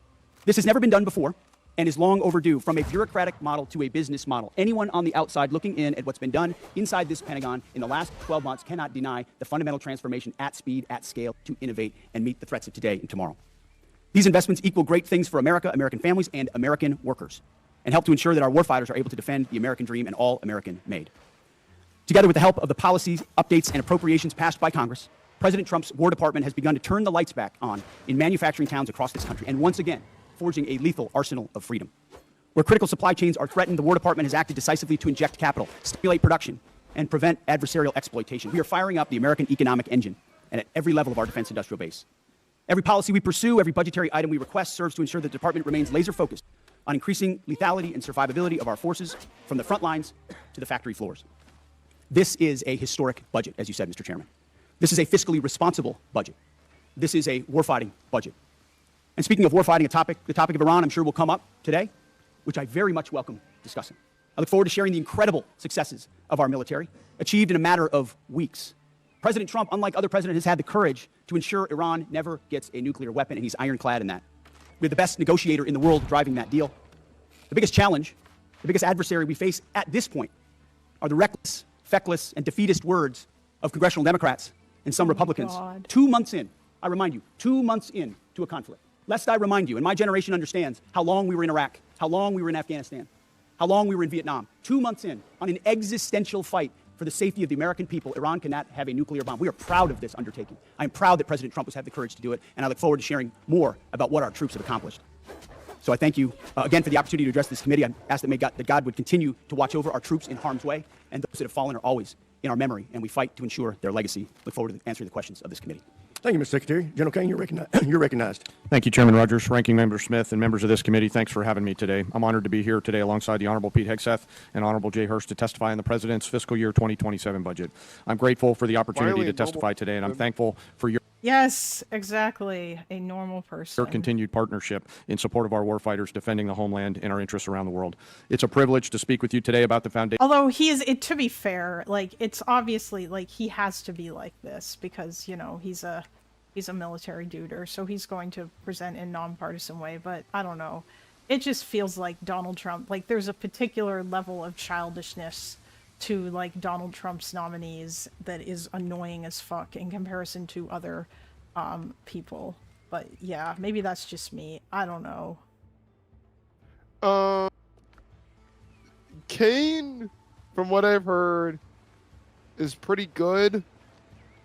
As far as like actually making sure the Pentagon doesn't get like shitified by the cabinet. Yeah. That's all I really care about. He just needs to like make sure the Pentagon stays intact, at least until the midterms. Yeah, hopefully. Oh shit. Because I don't really want to live in a world where I have to go and like put like 47 in my comments or my code, so to help the project get approved. Like I don't want to live in that world. So yeah. Yeah, I don't think most of us would.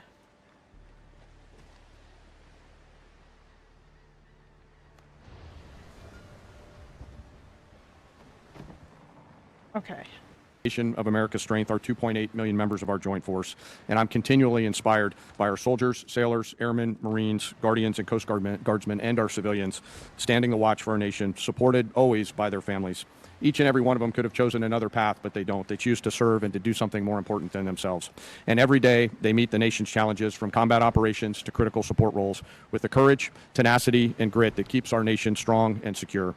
I would also like to express my deep gratitude for the 39 members of our joint force who've passed away during my time as the chairman, including 14 who've passed during Operation Epic Fury. As the Secretary said, we are deeply grateful for each of them and their families, and their names will never be forgotten. As the chairman, my duty is to ensure our civilian leadership has a comprehensive range of military options and the associated risks that, to those leaders who make the nation's hardest decisions, and offer my military advice privately. I owe the President, the Secretary, and the Congress the truth at every turn. My blueprint for this role is... Yeah, windmill stalker. Showboating is an excellent term that you will often get, General George C. Marshall. His commitment to civilian control of the military and nonpartisan military remains a constant standard and something I borrow from often. I strive daily to emulate his candor, delivering the facts to our leaders and telling them always what they need to hear, not always what they want to hear. And once a decision is made, executing it with absolute dedication, and that is the demand of our profession. I sit here today before you representing our incredible joint force, and I want to emphasize my commitment to this committee and the Congress that I will always follow General Marshall's steadfast example by providing clear and candid nonpartisan military advice and working together with our civilian leaders to ensure that our military does the things that we must do, being prepared to deter and defend our nation, and if called upon, win our wars around the world. America's joint force is operational at its core, purpose-built for the realities of a complex and ever-changing world. We are organized, trained, and equipped to execute the most demanding missions across the globe with unrivaled precision. Over the past year, our warfighters have consistently demonstrated exactly what it means to be the most capable, adaptable, and most professional military force in the world. Our shared goals are to ensure the joint force maintains the strategic initiative and advantage, projecting American power and responding to global challenges on our nation's terms. During Operations Rough Rider, Midnight Hammer, Southern Spear, Absolute Resolve, and Epic Fury, the joint force executed globally integrated operations and missions. See, all of those sound cool except Epic Fury, which is such a stupid name, but anyway, whatever. Alongside our interagency and international partners. And once our civilian leaders made a decision, we make those missions our own, demonstrating the unmatched capability to seamlessly synchronize our capabilities across all domains, from the seabed to cislunar space and higher. We're able to accomplish these complicated missions and work because we draw from a deep, enduring reservoir of training, professionalism, and commitment. Our operational tempo is high, but we're designed to sustain and rebuild our strength continuously. We build readiness every day. We train professionals every day. We learn and sharpen our edges every day by being learning leaders. And I am incredibly proud to be a member of this Joint Force team, proud of the team, and proud of the commanders. As the chairman and the ranking member both said, we live in complex and dynamic times where global risk is scaling. The complexity of today's modern battlefields demands our constant adaptation, innovation, and partnership with this Congress. As a joint force, we're up to the challenge. We're built for this environment. However, continued success is not guaranteed by past achievements. It must be secured through forward-looking partnerships with Congress. And to drive this pace and change and maintain our superiority, we need timely, predictable, and sustained investment. The resources we discussed today are critical to modernizing our force and ensuring that whatever threats emerge in the future, that your joint force is ready to meet those challenges to protect our interests and defend our nation. As the Secretary said, the President's fiscal year 2027 budget supports the Department's goals of recharging the defense industrial base and the national industrial base, ensuring our military is ready, securing our military advantage. Within the joint force, the uniform side, our priorities remain the same, ensuring our warfighters are properly armed, globally integrated, and ready, while always taking care of our people. And what truly sets our people apart from other militaries around the world is the 1.8 million members, enlisted members of our force, who maintain readiness beyond reproach and are the envy of every other nation. I'm joined today by the Senior Enlisted Advisor to the Chairman, Dave Isom, who's here with me today representing the 1.8 million members of the enlisted force. He is a great American, not an Americant. And while we face dynamic and a dangerous world, I have the absolute trust in the extraordinary men and women who come and volunteer to serve our nation within our joint force. They execute the missions quietly every day, and coupled with the American spirit, outthink, outcompete, and relentlessly innovate, we will maintain our decisive edge, but doing so requires your partnership. We stand ready today to answer our nation's call. It remains the honor of a lifetime for me to serve alongside the members of this joint force. And as we sit here today in this important hearing, I ask us all to remember our deployed teammates who are out there right now doing our nation's business. And may we again always remember our fallen, who've given us the gift of an incredible example, and their family members who continue to show us what courage and grit look like. Thank you again for your enduring support, and I look forward to your questions. Thank you, General. I recognize myself now for questions. Secretary Hegseth, thank you for undertaking the Arsenal of Freedom tour and the great work the department's doing to help enhance our capacity in our defense industrial base. Could you tell us how last year's reconciliation bill helped? I liked Arsenal of Democracy, but I mean, Arsenal of Freedom is, whatever. That's fine, I guess. Yeah.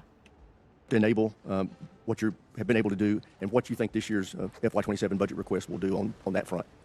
Well, Mr. Chairman, thank you for your leadership and your support on that topic. I mean, coming into this position, we fell in on a lot of the reforms you and this committee have been advocating for a long time. Looking for somebody that was willing to run with them, and our department have run with those. And that reconciliation bill last year was kind of the rocket fuel to initiate President Trump's priorities in this department. So we fell in on a department that was focused on a lot of the wrong things, going in the wrong direction. And with reconciliation, we were able to put, $22 billion in shipbuilding, $22 billion into Golden Dome, $25 billion into munitions, establish drone dominance, which we're continuing to do this day in this next budget funds. So getting in front of that budget cycle, which had been notoriously unpredictable, coming out of the continuing resolution of FY25, to fund this and then a historic bill in FY26, laid the groundwork for this historic budget to ensure that we're not coming at a cold start here. We came into this administration. Reconciliation was a beautiful tool. We were able to use that through that one big, beautiful bill to fund the priorities of this department. We spent on $4 billion on barracks, started immediately getting after the quality of life of barracks. Because of the austerity of the Biden administration, we traded off of maintenance, traded off of quality of life to try to fund other things operationally. This budget stops that cycle and both invests in sustainment and modernization, which is something that's critically important. So without that reconciliation bill, I think, Mr. Chairman, we'd be in a very different place. So thank you for that. Great. Well, as you are aware, the expansion of the defense industrial base is the principal focus of this year's NDAA. So in addition to enacting this budget request that's been submitted, we want to work with you to enhance the department's statutory authorities to improve the capacity of our DIB. What additional changes in law, such as the additional multi-year block buy authority, would you recommend that we pursue in this year's NDAA? A few aspects of the acquisition transformation that's been undertaken by Undersecretary Duffy in acquisitions and sustainment. So there's some aspects of that we'd like to codify even more. But you mentioned it. Multi-year procurement is incredibly important and one of the most important parts of this bill. When this committee and this Congress funds those things, companies are already breaking ground on tens of billions of dollars of new plants. You name we've got 14 in our ammunition council that we're focusing on certain ammunitions. There are 14 that are critical. PAC-3s, SM-3s, SM-6s, THAADs, Patriots, Tomahawks, AMRAAMs, JASSMs, you name Prisms, you name them. We were building them at too slow and too low a level. Now the companies are going to pay for those factories and those production lines. And when Congress gives those 5 to 7 year demand signals, they'll then fund it, not just, hey, can we get 10 more per month, but can we 2x, 3x, 4x the production, pay for it now, and the companies invest accordingly. So it's been a critical aspect of some of what we've done so far, but we need more of those 5 to 7 year investments. Great. General Kane, what does the $1.5 trillion budget mean for the warfighter and our ability to project forces and secure our interests around the globe? Chairman, in my view, this represents a historic down payment on future security. If the budget is approved and ultimately deployed, as we look at the character of warfare changing very, very fast, what's layered in to this budget by our civilian leaders will allow us to start getting ahead of where technology is evolving. Hello, Arthur. What you want? I want to ask Pete Hegseth where the money's coming from. Oh, He's well, saying that companies are investing their own cash. Where's the cash coming from, buddy? Me. What? Based. But, for real. probably Lockheed, And also, or I have no idea. Actually, that doesn't even make sense because the U.S. government generally pays Lockheed Martin or Boeing to make Lockheed's things. revenue is 70-something% or 70+%, depending on the federal procurement. Just so we're clear. Boeing is the best in this regard. They are 50-50-ish. I don't quite remember what the breakdown is, but Raytheon, or RTX, I should say, RTX Corp, they are at 90% or some bullshit. So unless this is just shifting the money around from the federal government's books onto private debt, which it could have merits, I guess, but it's not a trivial W. Let's put it that way, because this goes back to the comparison of American versus Russian versus Chinese versus everyone else's spending. Russia has been doing a lot of shenanigans to hide, or it's not even shenanigans necessarily. It's just different ways of accounting for things to, in effect, hide the military spending. For instance, Wait, really? I mentioned Is there a reason why Yeah. they're doing that? I'm just curious. well, Is it because it's think of it this way. You have a food budget, right? And that would include the groceries, the takeout, and the going out to eat stuff, right? However, I could have a grocery budget and an entertainment budget, which would include cinema, which would include going to the amusement park, and going out. And both of those are reasonable ways to conceive of your spending, right? Yes.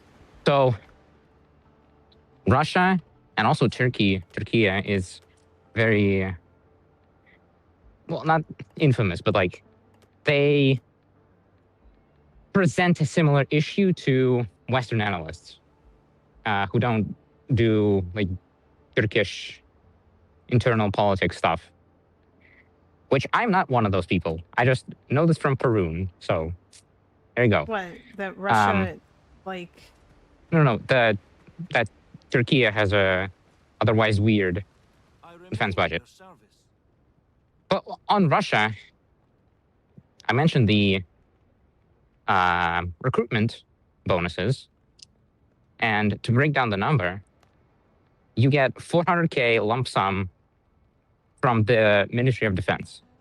That would come out of the federal budget's line item for national defense, basically. However, in Moscow, you are going to get 2.5 million regional bonus. In St. Petersburg, you're going to get like 3 million. In other places, you might get more, you might get less. But this is a line item that's going to appear on the regional budgets first, and then it's going to eventually, because our regions have very horrible budget. I wouldn't say budget discipline, but like their situation is very tough. This is going to come out of bailouts to regional budgets from the federal budget some years down the line. Does that make sense? Yeah, I suppose so. Yeah, I mean, I don't really understand like why. I'm guessing that it's like because it's just better for them to hide it, rather than not. I wouldn't describe the intention this way. This is not a.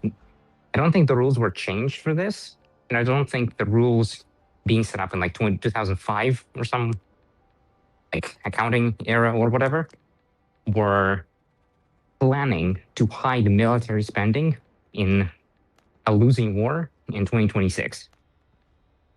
It's a quirk of the system, which in effect hides it, but it's not intentional. Oh, wait, hold on. Do they really think they're losing the war, though? That's another question, right? Because, I mean, does Putin know that the war is being lost? Because it seems like, based on everything you've told me, he might not. I mean, this motherfucker's surrounded himself with a bunch of yes men, right? So... Well, I didn't say the feds know that it's losing, and also it's a contentious topic, so... Okay. That's not the point, yeah. right? Right now, I don't think anybody's winning, but yeah, I know, I get it. And really, like, So the I feel question... like, yeah. Go on.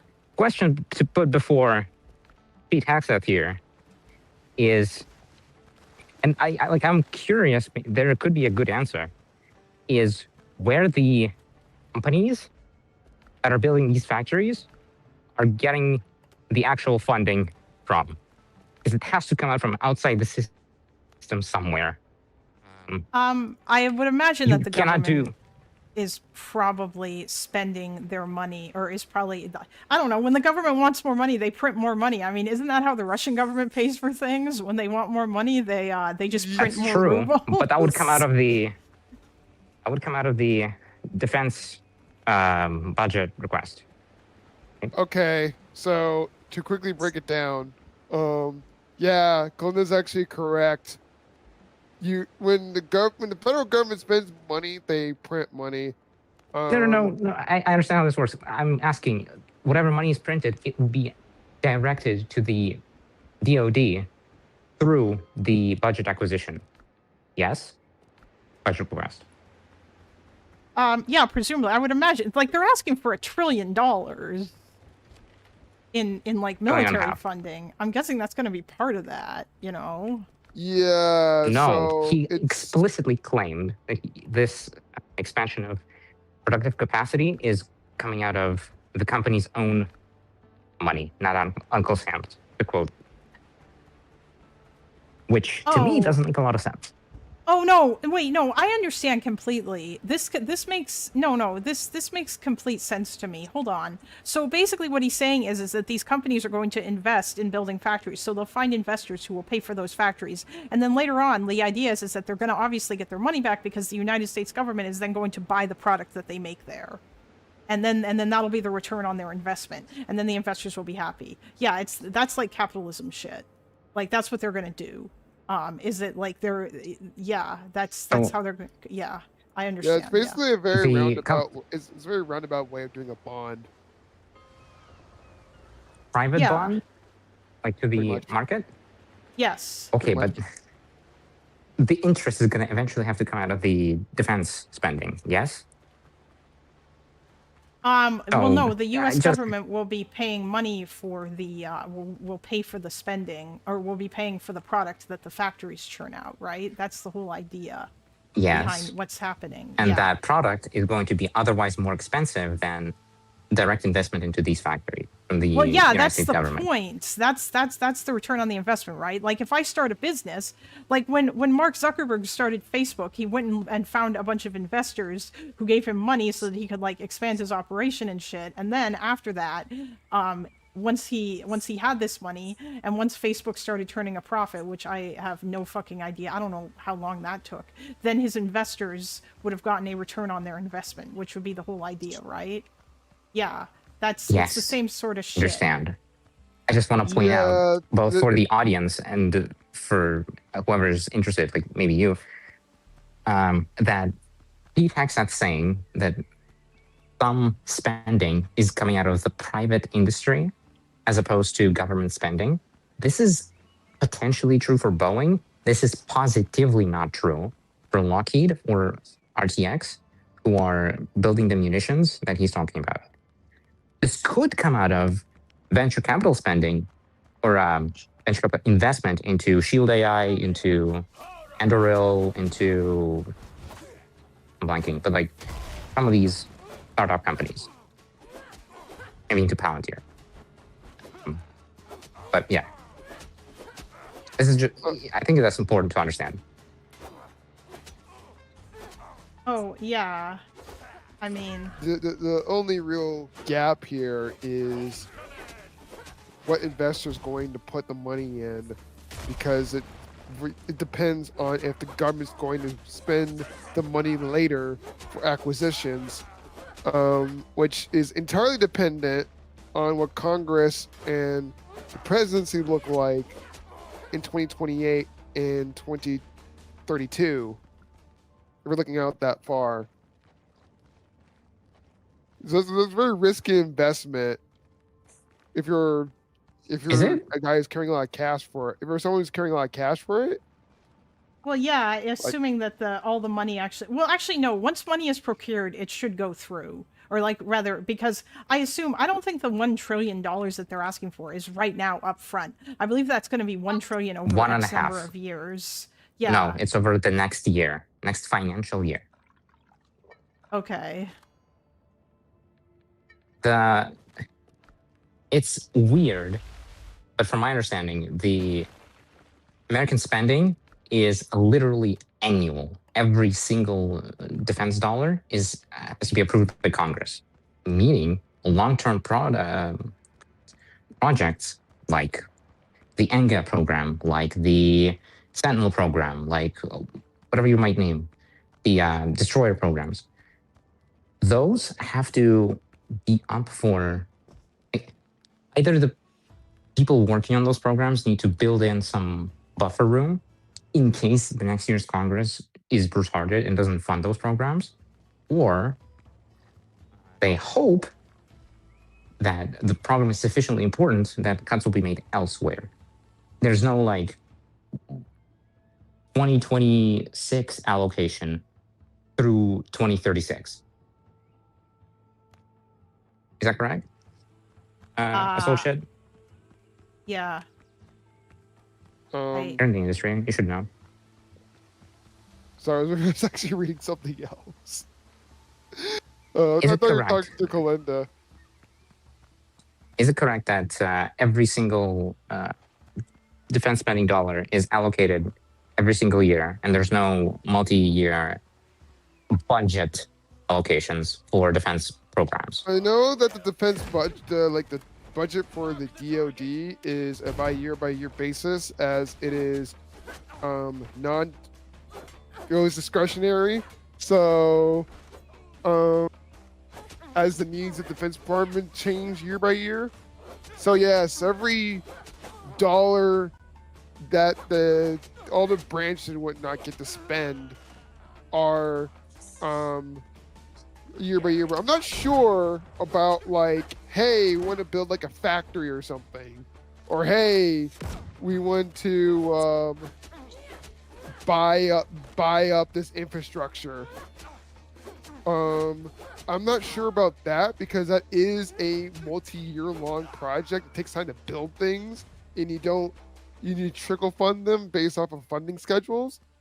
But for when it comes to like, getting the DoD and its respective branches to buy up stuff these companies produce, giving that money, that's a year by year basis. That's correct. But also the like development programs, NGAT, Sentinel, DGX, etc. Those are also year by year, correct? I do know that when it comes to like research and development, it comes with funding schedules. At least from where I work at, we have multi-year long funding schedules. But I'm not sure how like Congress handles that. I don't really know about that. I do know that Congress handles the DoD budget specifically on a year by year basis. Okay. So this is maybe something that I'll look into later, TM. But still, the main point that I wanted to make is that Hegseth is bragging that they're shifting the cost of the munitions and the infrastructure to build those munitions into the future and settling it with either the next administration or the next budget. Yeah, there you go. Yes, that's correct. Yes. Right, there you go. All right, I'm gonna keep playing it then. Yeah.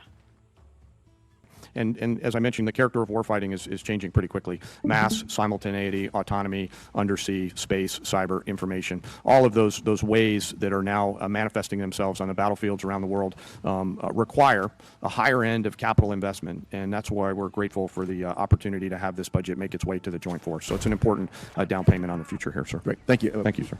With that, I yield to the ranking member for any questions he may have. Thank you. Mr. Hurst, drag you into the conversation here. We have not yet received from the Pentagon the costs of the war.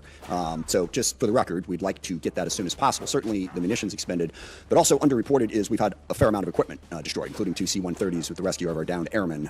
So do you have either A, a cost estimate coming to us anytime soon, or B, a specific supplemental request?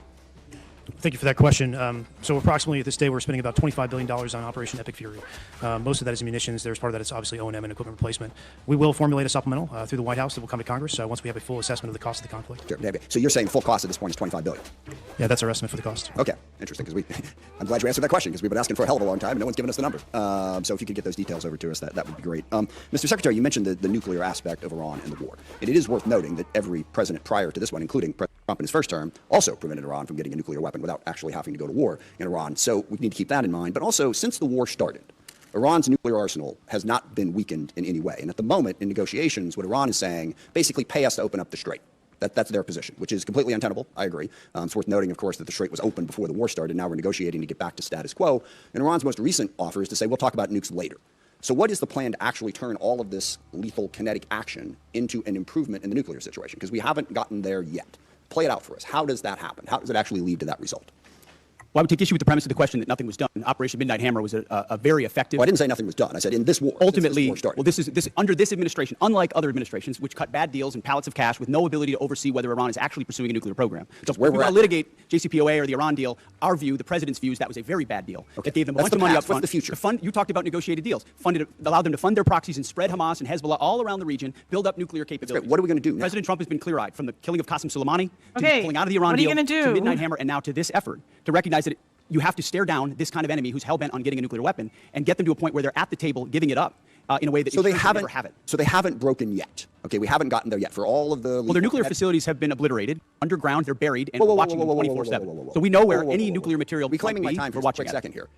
We had to start this war. You just said 60 days ago because the nuclear weapon was an imminent threat. Now you're saying that it was completely They obliterated. had not given up their nuclear ambitions, and they had a conventional shield of thousands So of missiles. Operation Midnight At the Hammer weakest accomplished moment, nothing of substance. It You're left us missing- at you're exactly missing the the same point. place we were before. So their, much so their that we had to facilities start were a bombed war. and obliterated. Their ambitions continued, and they're building a conventional shield. All right, of let me missiles. try again. It's the North Korea strategy. You know this very well. The North Korea know. strategy was use conventional missiles to prevent anybody from challenging them, so they could slow walk their way to a weapon. President Trump saw Iran at its weakest moment, took an action to ensure, in a way that only the United States of America could do with our Israeli partners, And yet to they ensure their still haven't given conventional up. Also on the shield was JCPOA. brought to One other field, which question, we've done. if I could get to it. So on Ukraine, The- a year plus ago, your advice, the president's What advice was Hegseth said there, like a very small part of that was kind of correct. Yeah, the JCPOA was not good. Like, just so we all are aware. Are we aware? Yeah. Because I don't know well, if I don't understand the argument why it will be bad, for sure. And I don't know because if then people Iran in was chat playing understand. games.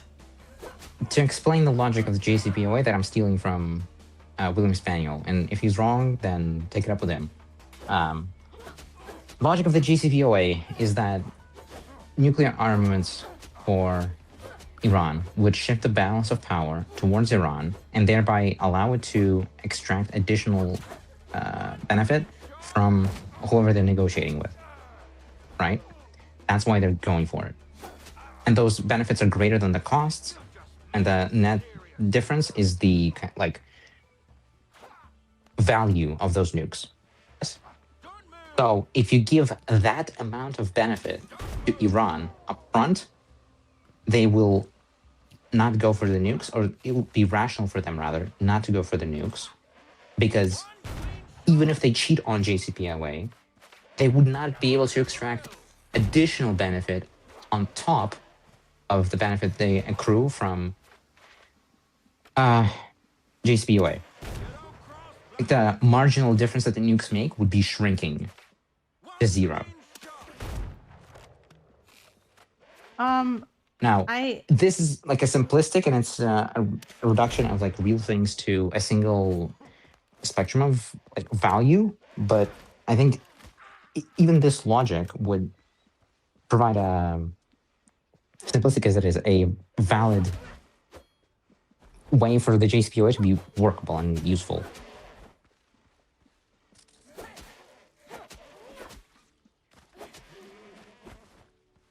Okay, I mean, maybe, like, but all the JCPOA did was kick the can down the road, which I think is the problem. That everyone, like, essentially, you may as well just have turned around and fucking, like, I don't know, and, like, you may as well have just, like, let Iran, or, like, bomb, like, decided you were just gonna bomb Iran every X number of years in order to stop them from getting nukes. Well, there is the third possibility that I was thinking about when it came to JCPOA. Or you could do regime change, but nobody wanted to commit to that. Anyway. Go on. Is that we were able to actually negotiate something with Iran, which if we just kept like basically chipping away at that, eventually we could start talking about some, like, you know, trade deals, getting Iran more economically situated with the rest of the world, and hopefully, you know, get to basically into the position that China was in like the 70s to the 80s, where they were bought into the global markets, and that kept China stable. Now, that has caused problems now but it took like 50 years for that to happen. So, and those problems aren't less bad than the current problems. Compared to like imagine if China had the same mindset of Iran right now. Like, holy shit. So, and if Iran gets a nuclear weapon and Iran's in that state, it wouldn't matter as much. I think that the main issue, I mean, maybe, but the problem is that I don't know that, I mean, it would matter as much though, because that we're forgetting, and I feel like this is something that really matters quite a lot. And I feel like in some ways, like this was something that I underestimated Iran, which is just how ideologically committed they are to the destruction of Israel. And I think that that is something that I don't think they're going to forget about that. Which, What's the thing? yeah, I don't think it matters. I know very little about Iran, but I also know enough to say that treating Iran as a unitary actor is dubious. Oh no, well, you especially don't over a have long to. time frame. Yeah, but you are right now. You're saying Well, Iran, like. I'm aware of the fact that Iran's not a unitary actor. Yeah, but their leadership, it seems like, is like the IRGC, Even in and leadership, the Ayatollah, like all of these guys, like the destruction of Israel. I guess the way that they've behaved kind of gives the impression that they're a unitary actor. Or maybe not that they're a unitary actor, but the way that they've behaved gives the impression that this is the thing that they care about the most, given that they don't give a fuck about, like, improving their economy, and they would rather just try to fight Israel. You know what I mean? It's kind of crazy, the extent to which that they would rather they really just want to fight Israel. Basing this on my understanding of Russian domestic politics and the opinion of a political scientist whom I greatly respect, who isn't an Iran expert, but does like do autocracy analysis kind of more broadly, and Iran does sometimes appear in that analysis. It would be incorrect to view Iran as a unitary actor as you would the IRGC. And there might be factions within the IRGC as well, but like there is definitely like a reformist faction which you're not appreciating, and you're not also appreciating in this conversation. And how marginalized are the reformist faction is the issue, right? As of when? Now, my understanding is that they're irrelevant, they're destroyed, they're gone.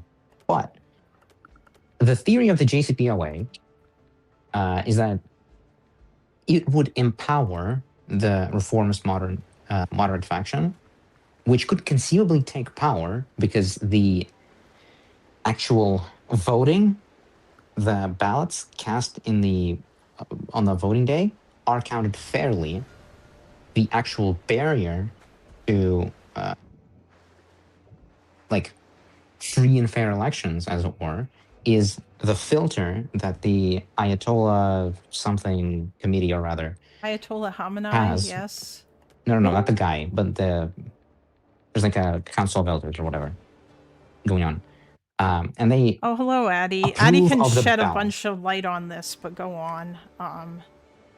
Because I assume she knows about Iran, although she is Israeli. I'm just kidding.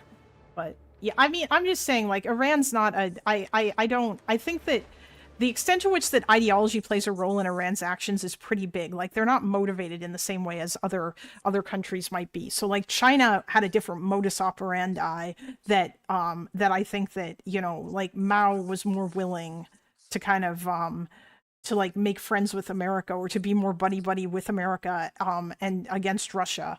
And then, like, obviously Deng Xiaoping was the next guy, and he embraced the whole, like, I guess I'll just say capitalism, because essentially China's not, I don't know, China's not really a communist country, even though they might claim that they are, they might like to pretend they are, at least as far as I understand it. Although they're not a free market, or they're not a free market like capitalist society either, but yeah. it's just I mean, would you feel like don't you think, like, based on how Epic has told it, Arthur, do you think that any countries are unitary at this point? Because, like, I feel like China Absolutely is not. It's absolutely just sometimes the a unitary Hello. state. Can I because, just add yeah, some? go ahead. Okay. Mhm. First of all, obviously, we're all human. Nothing's going to be completely a monolith and consistent the entire time. That being said, there have been exactly 2, allegedly 3 leaders of Iran over the past 47 years, and they've been pretty consistent on a number of things. They've been flexible on ways to get there, but the notion that you can appease them by getting them what you assume that they want in the way that you're comfortable with, I think is a bit silly when they're telling you very clearly that, like, yeah, we'll take all the power and all the leverage, and then we'll also do the other thing because we are also ideologically committed to destroying Israel. That's been part of their identity from before they took over and has not gone anywhere. And it's a huge part of where they send all their money that they're not pouring into developing the infrastructure of their own country. They're ostensibly not benefiting from it unless it's an ideological goal. Why the fuck do they give so much money to Hezbollah? Like, it doesn't make sense, and you can't take that ideology out of it, and that has not changed. If Okay. anything, the only thing that changed is that now they're also willing to work with Hamas, which in the past they weren't because of their religious differences. I'm leaning on math that I haven't seen personally and might be beyond my ability to understand. But again, if William Spaniel is to be believed, the amount of concessions that Iran would be able to extract post JCPOA concessions would be It's not equivalent about in some, protection. unless you're envisioning a use of nuclear weapons against Israel. Yeah, Okay. that's Well- what they no, like, That's honestly. the whole point. That's what they've been saying they want to do. They've been saying that's it. the whole. They've been talking about it. They have a countdown clock. It's their whole ideology. It's where they send all their money instead of maintaining their infrastructure. It's why they have a water crisis right now. Like, at a certain point, you have to believe them. Right, this is the whole. This is why Sure. I started like near the beginning of the stream. That's why I asked a question about irrational actors, and now we are getting more concurrence on this. Hooray! Yeah, I mean, I don't. Well, Yeah. rational or not, like, they have their own rationale, and they're Well, very yeah, consistent and clear that's what I was gonna about it. say. I think that, yeah, I think that, yeah, from their perspective, it makes sense because that they're coming at it from, like, this this weird, like, super fundamentalist Islam ideological perspective that Israel is evil and like the cause In of all their the problems in worldview- the Middle East. Yeah. In their worldview, getting rid of Israel is worth any cost, whatever that may be, because it's a temporary suffering for eternal goodness, for whatever they believe in, whoever's going to benefit from that, not us, not me. And you have to understand that. Like, they're very clear about it, but you can't assume that, like, they already have a ton of influence in the region. They, even without closing the Strait of Hormuz, they had that, like, card to play always, which is what deterred so many other interventions because of the world of hurt that everybody's in right now. Like, that was always the case. They even have, like, were arguably gaining more influence in Saudi Arabia and all these different countries that were their, like, sworn enemies a couple of years ago. And that was before this. It's actually gotten worse since this conflict has started. But they had a ton of influence. They had Syria, they had Lebanon, they had, like, there's almost not a country in the Middle East that they weren't working with either very closely or cordially, except for Israel. Wait, they were But the That's- concessions they would didn't be either from Israel or from the I thought- GCC countries like Israel give them? Saudi Arabia. But What they want is not something that we can give. And that's never going to be the case, because what they want is for Israel to not exist anymore. And that is not something that a concession that the state of Israel can make, and that's not something you can do halfway. They're not interested in a two-state solution. I don't know if you've heard. Yeah, Unless Arthur, it's if you want to understand Assuming Iran, what you're saying is true. no, it is No, true. I hold can on. verify. If Just you want quick to thing. understand Iran, you Quick should thing. read Governance of the Jurist. But anyway, go ahead. Assuming what you're saying is true, Addie, that's like, I concede the entire argument. You're correct. However, Great. I have not done the reading, so I cannot fair. concede it like on the merits. Okay. I respect that. Like, I appreciate your understanding that, like, if what I'm stating is true, which I believe to be true, I would love to find out that I'm not. So if you find any convincing evidence that we've been misled, like, wow, that would save me such a headache and a hassle and so much PTSD. But understand that this is the situation which Israel is operating from, which the US seemingly has come to that conclusion and is operating from. It's also the reason why there was such criticism for the JCPOA, because that was a conclusion that a lot of people had come to already before that, and so it basically looked like selling Israel up the stream for like 10 years of quiet, which is like shitty to experience. It's not because we want to be in eternal wars everywhere, but like there is a very real reason why there's just like a universal kind of rejection of it pretty much in Israel. And it does come from like time and understanding and trying and come to these conclusions. There are other situations that I do think Israel loves to throw a bomb at when there's other solutions. In this case, I don't know how you convince somebody to not want you to be obliterated when that's all they want. Like, it's really hard to kind of negotiate that. Yeah, actually, Wasserman just said in It will be. chat, it's like the West is talking about NATO and not listening to Putin's words on why the war started. Although Putin did say NATO was one of the reasons, but that's not the main reason why he fucking did it. So, I mean, like... Well, it's kind of like the whole, like, I don't think it's approach comparable. that the West took to, like, hug Russia, and that, like, the economic ties would make it that it would be too hard for them to then start a war because it wouldn't be worth it for them. The whole argument for the pipeline with Germany and everything. Was just, Yeah, like, and then they misunderstanding, still like, the decided to go motivations of the fuck with people and the Ukraine. players. Yeah. Politics. Well, right. The assumption was that if we give them enough carrots, then we won't need to use the sticks and they won't want to start a fight. And that was incorrect. And I just don't think that's unique to Putin. Yeah, no, it's not. I mean, you could argue it's not the same, Arthur. Like, no, it's not exactly the same, but I'm saying that, like... It's not. It's a similar pattern. It's very different, but I guess the conclusion would follow, yeah. It's different in ways that are not significant to the conclusion.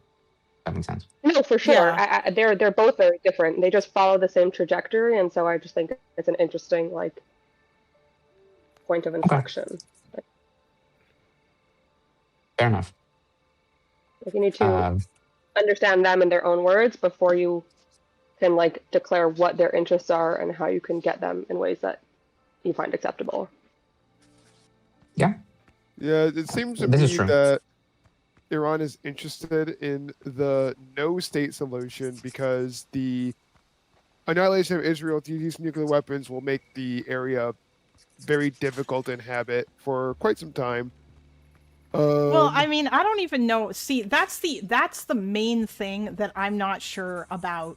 Like, I don't know that Iran is thinking, because remember, nuclear weapons have changed quite a bit. Like, it's possible to drop a nuke and have it not be like fucking Hiroshima or whatever, or to drop a nuke in a way that doesn't poison everything around the environment. Like, yeah, Well, but I don't think you're thinking that far ahead. I think nuke is like the ultimate weapon of destruction. And for the ultimate evil, again, it's like I was saying before, like they're willing to pay any price because it's that important. And so it's not really about like practical solutions. It's about like as long as Israel exists, like there's a blight on like society and like nothing can be right and good. And so first we have to get rid of them and like then we'll deal with the rest. Yeah, I mean, like, if you read Governance of the Jurist, like, they legitimately think that all the Middle East problems are Israel's fault, and, like, they think that if they can get rid of it, it's pretty stupid. Also, but like, it's half what they of think. college students, so... Yeah, Way it's more than getting half. pretty bad here. Yeah. It seems that when it comes to talking about Israel and Palestine, a lot of nuance is falling out the window. Oh, Like, yeah, I'm not no, even asking it's- people. I'm not asking people to be like pro-Israel per se. Just asking people to at least take into account the actual constraints of what's going on here. Yeah, wouldn't that be nice? That's what I've been wishing for. And their inability to, like, that's bigotry right there. Yeah, I know. That's why I hate talking about this topic now. Because, or like reacting to videos on it from like leftists, or hell, even from like right-wing people, like you know, like crazy. Because unfortunately, in the West, when you have people who want to defend Israel, they always like go like super far in the other direction, and so it's like it literally anytime anyone wants to talk about this even conflict, somebody like Loner gets called like he's defending Israel because stating the truth is defending Israel. It's not true. I know. It's obviously cringy people. And, like, if you're searching out, like, that kind of thing, that's the case. But, like, I don't know. As a Jew, I will say, when I see people who aren't Jewish pointing out anti-Semitism, it's the only thing that gives me hope. Because, like, it's fucking exhausting.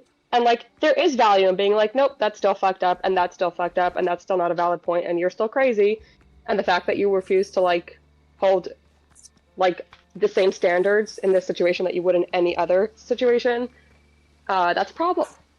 Like, I think there's value in that. I agree. That's not. I'm not talking about that. When I'm talking about people who don't like, or like when I say like the left and the right or whatever. Unfortunately, you go to the other side very often. Like that Nick Mateo guy.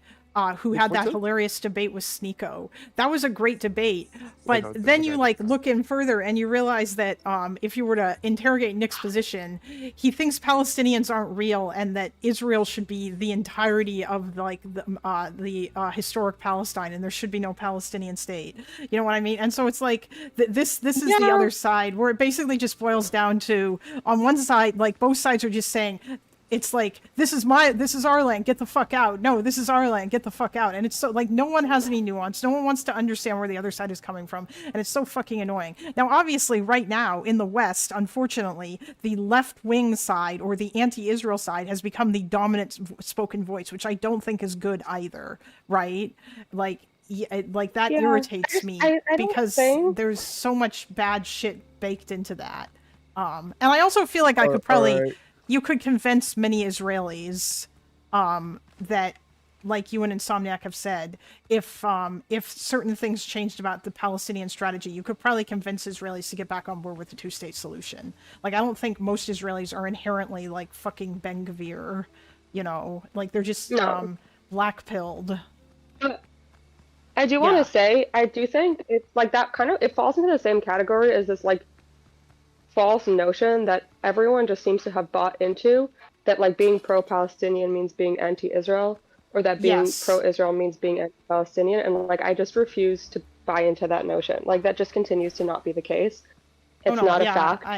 It's something that fundamentally want you to think, but it's just not true. And that, like, again, okay, so somebody with like weird kooky beliefs is making arguments. Like, let's address the arguments. I'm not like, once it gets emotional, it's like because that's what I feel like should be true. Okay, fine. Then like we've all checked out. But like if he's pushing back and making good points, even if like he holds strange and weird beliefs, like I don't know, like I think it's the same way in the other direction. Like I think you have to like take the arguments as they're presented, the best ones, and just kind of engage with them, and the bad ones point out why they're bad and continue to do that. I think that on Israel, at least, Nick seems like Nick is more correct than like fucking Sneeko, but that's also because Sneeko is like down crazy conspiracy land. And I think an argument against someone like Nick would be honestly more interesting than an argument against fucking Sneeko or Vosh or Hassan or any of it, because I'm just so sick of, like, at least, even though, like, I don't agree with Nick, I recognize that I probably couldn't necessarily have an argument with him because that I haven't, like, finished reading Righteous Victims yet, and Nick obviously knows a lot more about the history. I think it would be really cool if Loner were to have an argument with him, because Loner knows so much more. And I think that would be an interesting, like, substantive conversation. Yeah, maybe I might do fine. I don't know.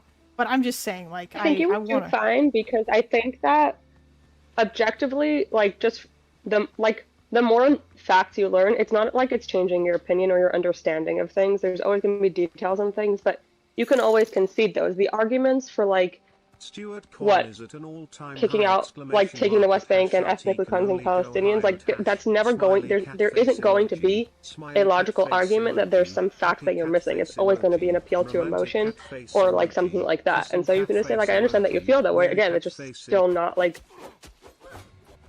It doesn't really matter what happened. It's just not. It's still not going to be acceptable. It's still not like going to be a solution that's like cool. You know, there isn't some magic set of facts that's going to make his perspective. Like he's not going to change your mind. So like, don't worry about it. You know. Oh no, I'm sure that he's not. But I'm saying like in an actual discussion, it helps to like know certain things which I don't necessarily have. I just always say, okay, like, let's assume that you're right, kind of like with Arthur, and like, kind of then we can have a conversation on those terms. But even on those terms, I don't think it's going to change anything. That's what I'm saying. Oh yeah, no, I'm not. That's not what I'm. I don't think that he would like change my mind or whatever, because like I've thought about this enough. It's just that I don't know. I would expect that he would probably present a relatively one-sided view of the history because he has. I mean, it wouldn't surprise me if he's one of those people who thinks that Dariusine wasn't actually a massacre and all this other weird shit, you know. Just because of other things like, that I've heard him say, but yeah. Again, like quick difference. I Very quick difference. Agree with that, but what like I still think that like you can say like okay, and like you know. Well, yeah. Oh no, yeah, you're right. I mean, like we could have like this debate from a philosophical discussion. Like, I don't think it matters that much. But sorry, go ahead, Arthur. What were you trying to say? Nick is someone who is committed to a position. I was presenting the JCPOA math as a bit of serious information that I've heard from serious people, but I don't claim to understand the full complexity of the situation. I just want to throw that brick at the people who may build a house of understanding the situation. And I think that piece of math, at least, is missing from general kind of public conversation, as opposed to Nick, who is competing with you on like the house, the actual full understanding, if that makes sense.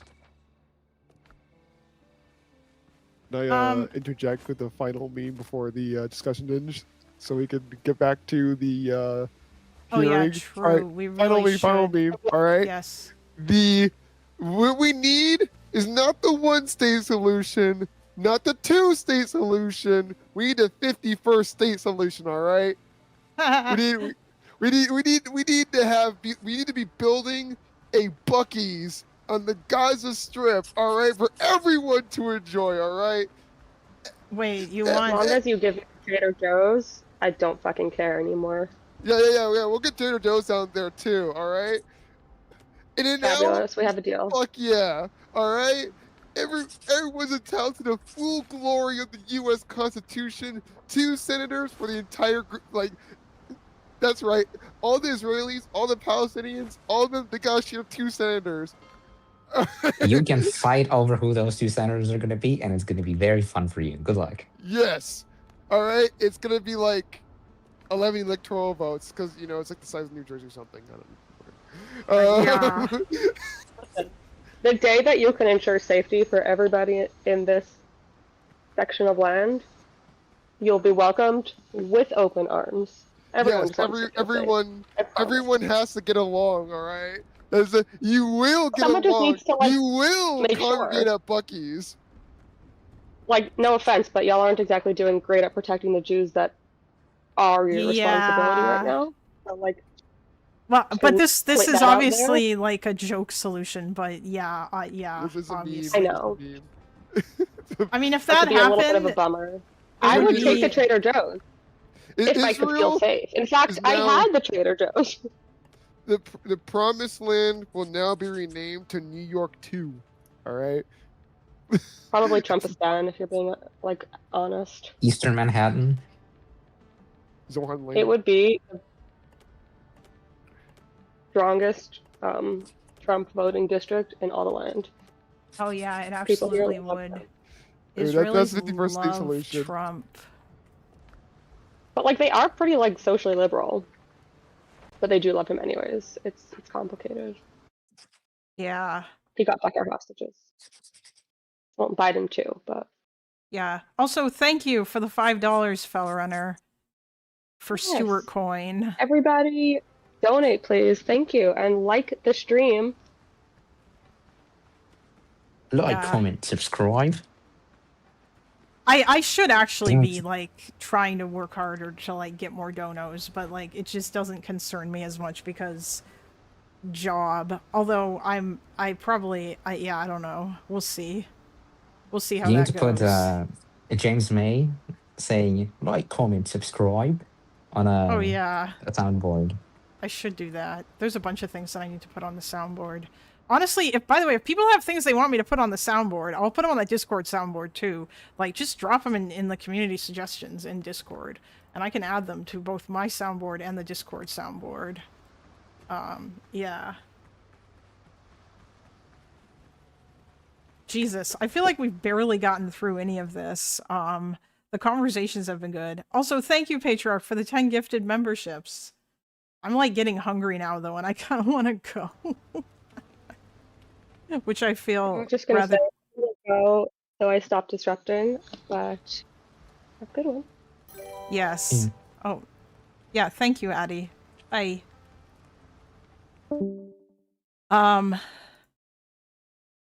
Okay, well, you know what? Hold on. Let's just a bit more. Ukraine had no cards to play. Someone's in the They- waiting room. Oh. Who might it's be Changle. Iranian. It's Question yeah, mark. he is Iranian. Hello, Changle. You have things hello. to contribute about like Hello. what the Iranian government believes and what they want. I heard you said something about nuclear weapons. I just wanted to like chime in on what my understanding is of that. From the beginning, when they started to do this, on the public side, it was a more, we want this for, it is our, like there was this chance, there was these slogans that this is our righteous right that we not enrich, like we have nuclear power, as in Yeah, the civilian nuclear program. Civilian yeah. nuclear power. Yes. Like it was a like these are very old kinds of discourse, but from back then, this was a thorn in Iran's and like the regime's foreign policy, because everyone, even back then, knew that this is not for peaceful purposes. The regime was not doing this for peaceful purposes, and it wasn't for deterrence either. Like me personally, I believe Iran should 100% have nukes, but not the regime. Not to use it to like nuke Israel. They have to have it. They have to have it for deterrence. But I digress. So they were, from the start, they were ideologically driven. The hardliners and the people in the top of the regime, the ideological backbone, they wanted this weapon to eventually have this end of times battle with Israel and the West, so they can blackmail them and destroy Israel if they can. This was their whole idea. And what happened was, the world was catching up on this, and they wanted to go to war. They went to war a few times, but Iraq happened, so it was like a whole mess back then. And then eventually, during the Obama era, this all became like it came to the breaking point, and in Iran they pushed a more reformist, quote unquote, movement to the front. And this is all the rules. Like it's all the regime playing with it. There is no democratically elected there's no like this was all their plan to be tactically retreat. They wanted to tactically retreat because they saw that they were on the brink of war or on the brink of destruction, economic destruction. They like the sanctions that they put were very serious. They suddenly stopped the oil that was coming out, and that would have like made the economy get destroyed back then.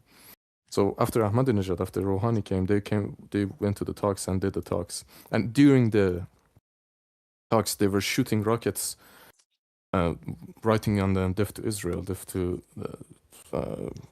and I remember, like, I don't have too much knowledge on what the specifics of JCPOA is. Like, I never read the document, but I know, like, I listened to, like, the leaked audio from Zarif from 2 or 3 years ago, and at how even during the talks they were like sending weapons to Hezbollah and Syria, their Syrian proxy, via like civilian airlines while they were doing the talks.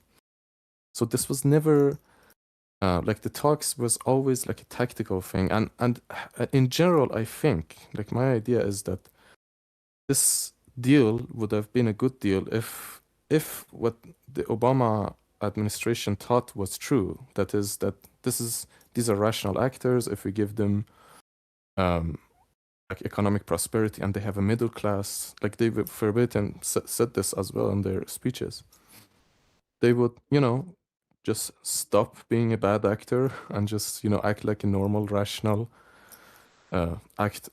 regional actor and just, you know, do their economic trades. But this is not what happened. Like they continued to fund their and arm their terrorist groups.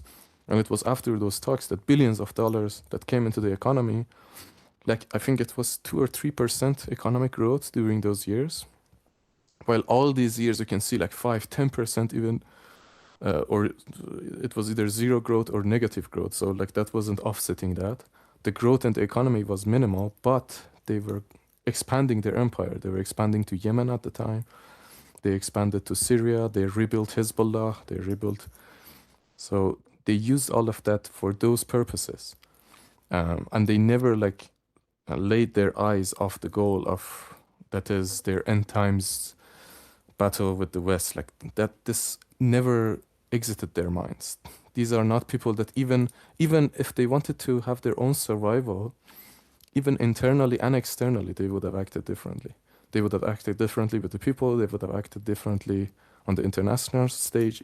So everything tells you that these are not rational actors. And any deal that is based off of these people, you know, acting rationally is just naive, and it's not going to work, and it's going to come crashing down.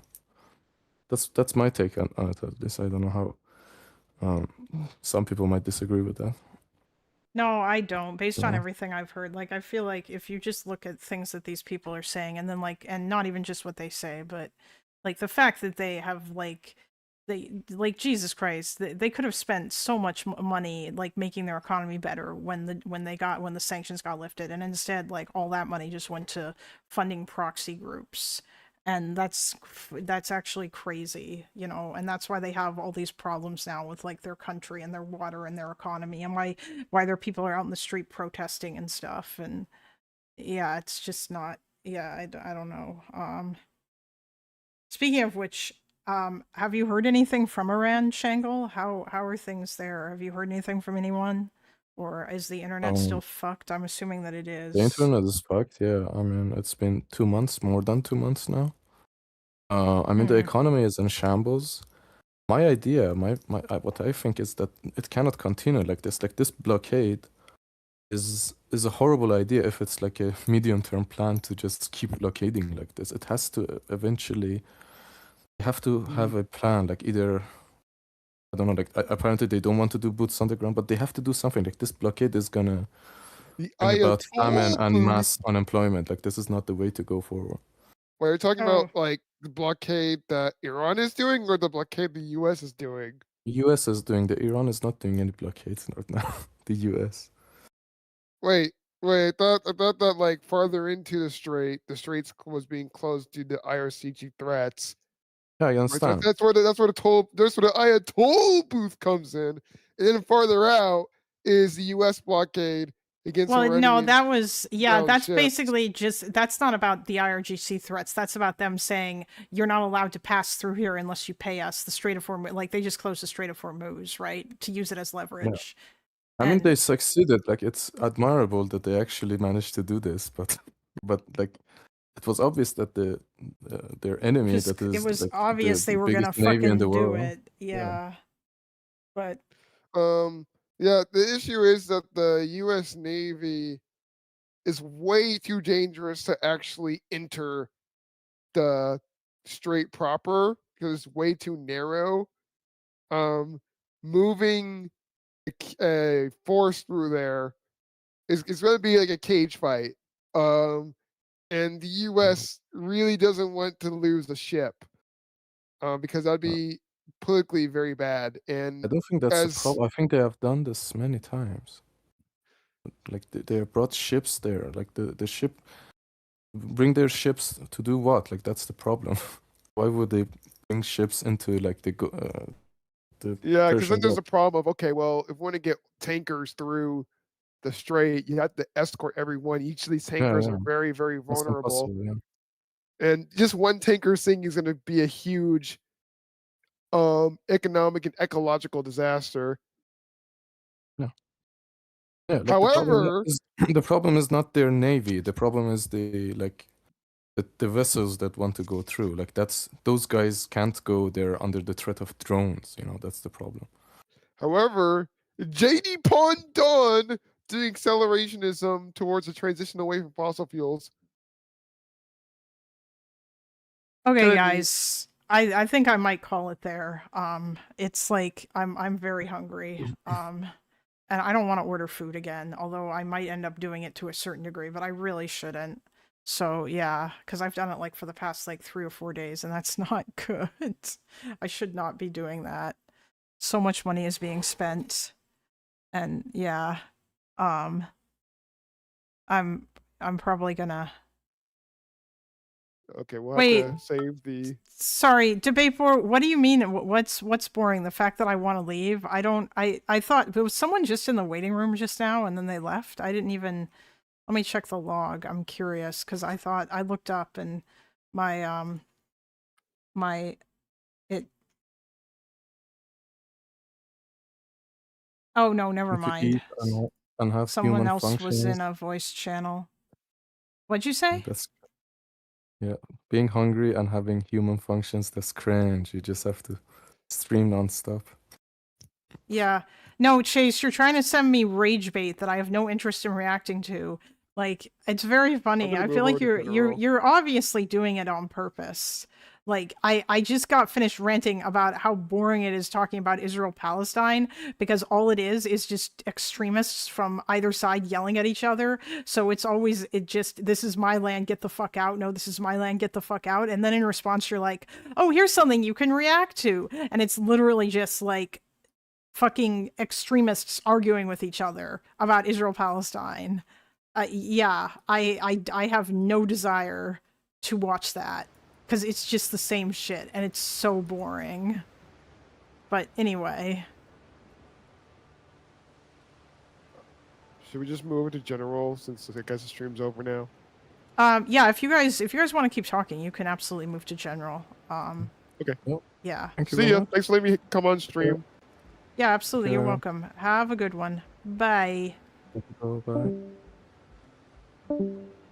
All right, Arthur, did you have anything else you wanted to say before I head off? Oh, never mind. Yeah, I'm sorry, guys. I should really start stream earlier just because, you know, and maybe we'll see. I might start taking it some more seriously again later on. I don't know. Anyway, if people want to talk to people, people are in general chat.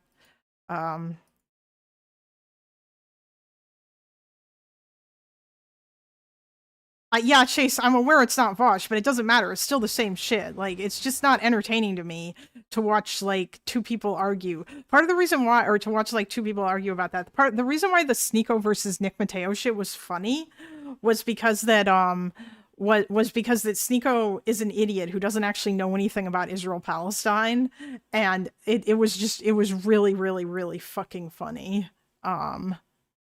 Yeah. Like, it was just funny watching someone who actually knew stuff run circles. It's just because Sneeko's an idiot. Loner isn't here to react to it, so you're on the block. Yeah, but I don't even know if Loner would react to that, or for how long he would react to it. maybe Loner's not like me, and maybe he's okay with saying the same shit over and over again, or like seeing the same shit over and over again, but I can already see like even he is starting to get tired of certain things. Like he's not you don't really see him reacting to Noah Samson anymore. You don't really see him, you know, like the only one that he mainly still reacts to is Hassan, and that's probably just because that Hassan is relevant, and maybe because Hassan's stupidity is funny, and oftentimes because with Hassan it's literally just like small clips. But yeah, like Loner basically considers it a waste of time now to react to a lot of these like leftist rage bait long ass things. Like he didn't even react to the rape denial from October 7th from like Emma and Matt Leish or whatever, because it's the same crap. That's the problem, right? Like I don't really want to watch things where like I could play bingo while watching them because everyone just has bot talking points. And I feel like, and I know that that's what's going to be the case with like the Israel-Palestine shit. The status of the online left is absolutely deplorable right now. Yeah, well, I mean, it depends on what you mean by online left. If you're talking about communists and socialists, yeah, those people have always been really fucking bad. And I've never liked them, so, you know, yeah, that's just like a fuck those people kind of shit. But yeah, I don't know. Maybe I might actually try reacting to stuff. It's probably also because Hassan went after Loner. Yeah, maybe. I don't know if that's the main reason, but I think it's mostly just because of the Hassan stuff is just like Hassan is, it's just funny how stupid he is. And because he matters, you know? Like he is a meaningful dude whose voice carries far.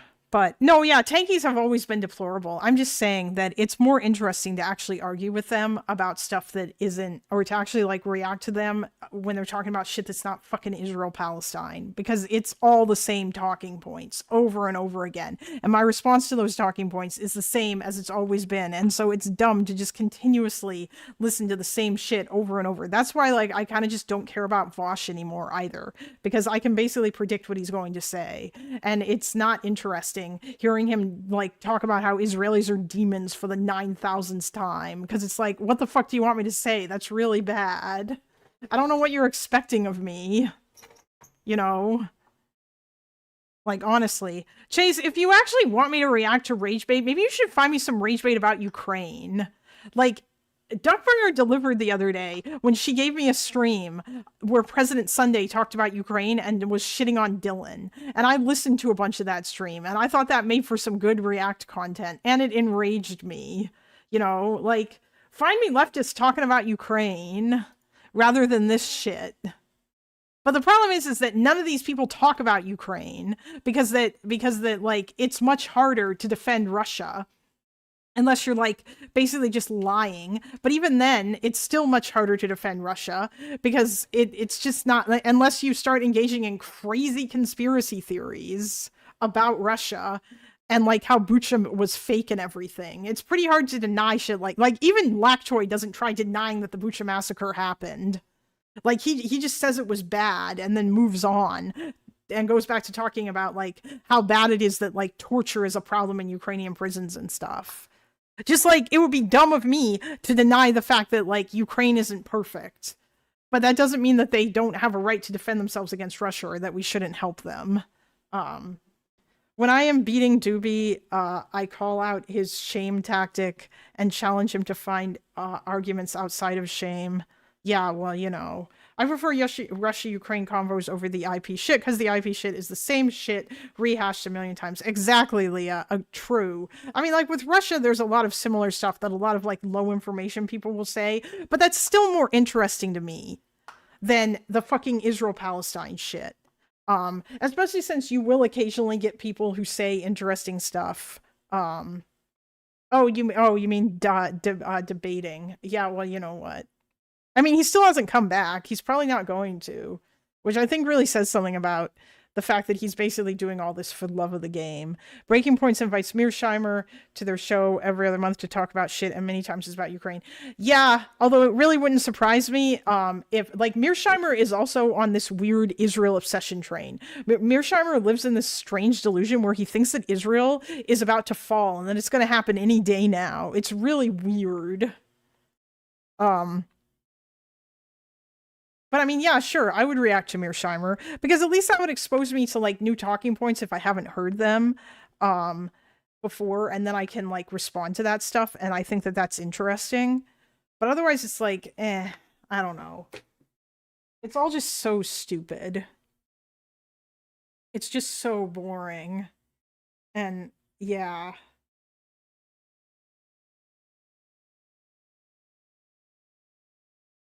In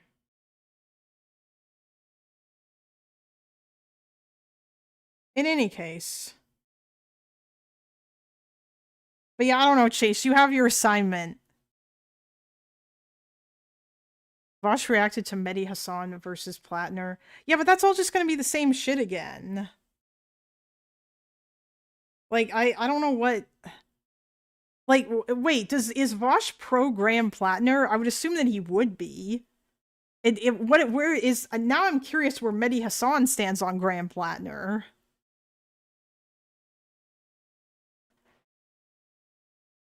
Ukraine is so black and white, especially compared to Israel-Palestine. Yeah, I know it is, which is why it's funny watching leftists, like, basically, like, have to turn themselves into knots and do mental gymnastics in order to, like, yeah, I don't... Like, you can find some nuance in the Ukraine conversation if you dig into it in terms of the overall history, but none of it removes the general overall black and white nature of the conversation, which is that Russia was wrong to invade Ukraine and that it is an illegal war of aggression.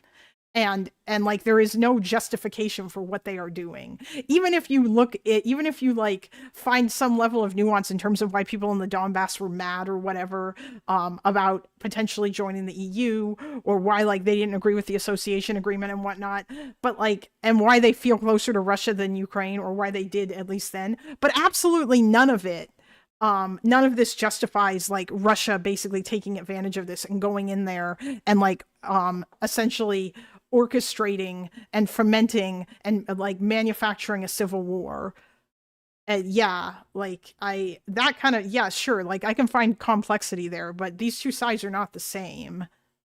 And also, a lot of the reasons why shit was like that in the Donbass too was in part because of Russian influence. Because that people in Donbass literally were either watching Russian state TV, or they were watching, like, Yanukovych controlled, like, pro-Yanukovych oligarch controlled, like, TV news stations. And they were all getting, like, the same line from there. So, like, their opinions on things were going to be different. And that we should let China have Taiwan because they are no longer needed. So that's cool. Oh yeah, that's another one too, right? Like, that's, like, fucking insane. All of this just comes from America bad. I mean, the Israel thing also comes from America bad. That's part of the reason why a lot of these people don't like Israel. It's literally because Israel is friends with the United States. If Israel had become, like, a more, like, socialist or communist country, and they'd actually, like, decided that they were going to ally with the Soviet Union and become BFFs with Stalin or whatever, then, like, these people would probably be defending them. They'd be like, oh my God, Israel's based, and they would, and, like, as a remnant of the Cold War, and they would love them. And yeah, like, it would just be so completely different, but they don't. It's literally all just, we just, like, West bad / America bad shit. Wait, sorry. He said recently that Plattner was covered in Nazi tattoos. He would be more liberal than his opponent. Even if Plattner was covered in Nazi tattoos, he would be more liberal than his opponent. Never thought I'd see the day Vosh defended someone with a Nazi tattoo. Oh, yeah, okay. It's because, Chase, it's very easy. Like, it was easy for me to predict that that's what Vosh's stance was going to be. It's because Vosh is a populist.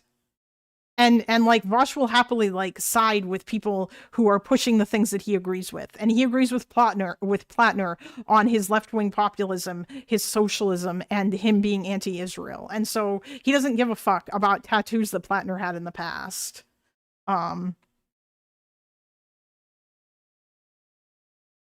Liberal in his persecution of Jews. Yeah, I know. Like, honestly, I think it's very funny. I feel like Graham Plattner very possibly could literally just be another Fetterman. I mean, that guy continues to be exceedingly yikesy, even up till this day, where he's, like, just doing, like, didn't he, like, have, like, a thing recently where he he called someone a slur or something when they asked him a question that was wrong. I thought I saw something about that. Like the fact that that happened more recently, or him going on those yike-tastic podcasts from actual like crazy conspiracy theory anti-Semites. It's just it's very worrisome. But yeah. The double standard when it comes to China drives me crazy. All this shit China did and is doing to Tibet, the whole Taiwan thing, it blows my mind that they foam at the mouth about Israel but handwave China. Yeah. No, I know. Of course they do. It's literally because it's all just team sports. It's just campism. It's just everything the West does is bad and everything my side does is good, and I will make endless excuses for them. And like, or on the lighter side of it, it's just, oh, you know, I mean, yeah, China kind of sucks, but they're still like 1,000 times better than America or whatever, you know. And like, Fire literally argues that, like, he wants a fucking, like, he wants a multipolar world because he thinks America is just that bad, which is kind of insane. Actually, it's incredibly insane. And so he'll defend China as being better than the US.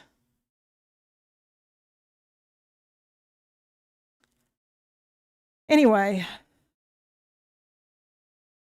Yeah.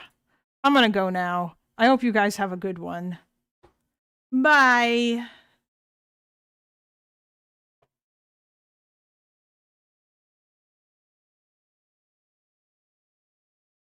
Hello.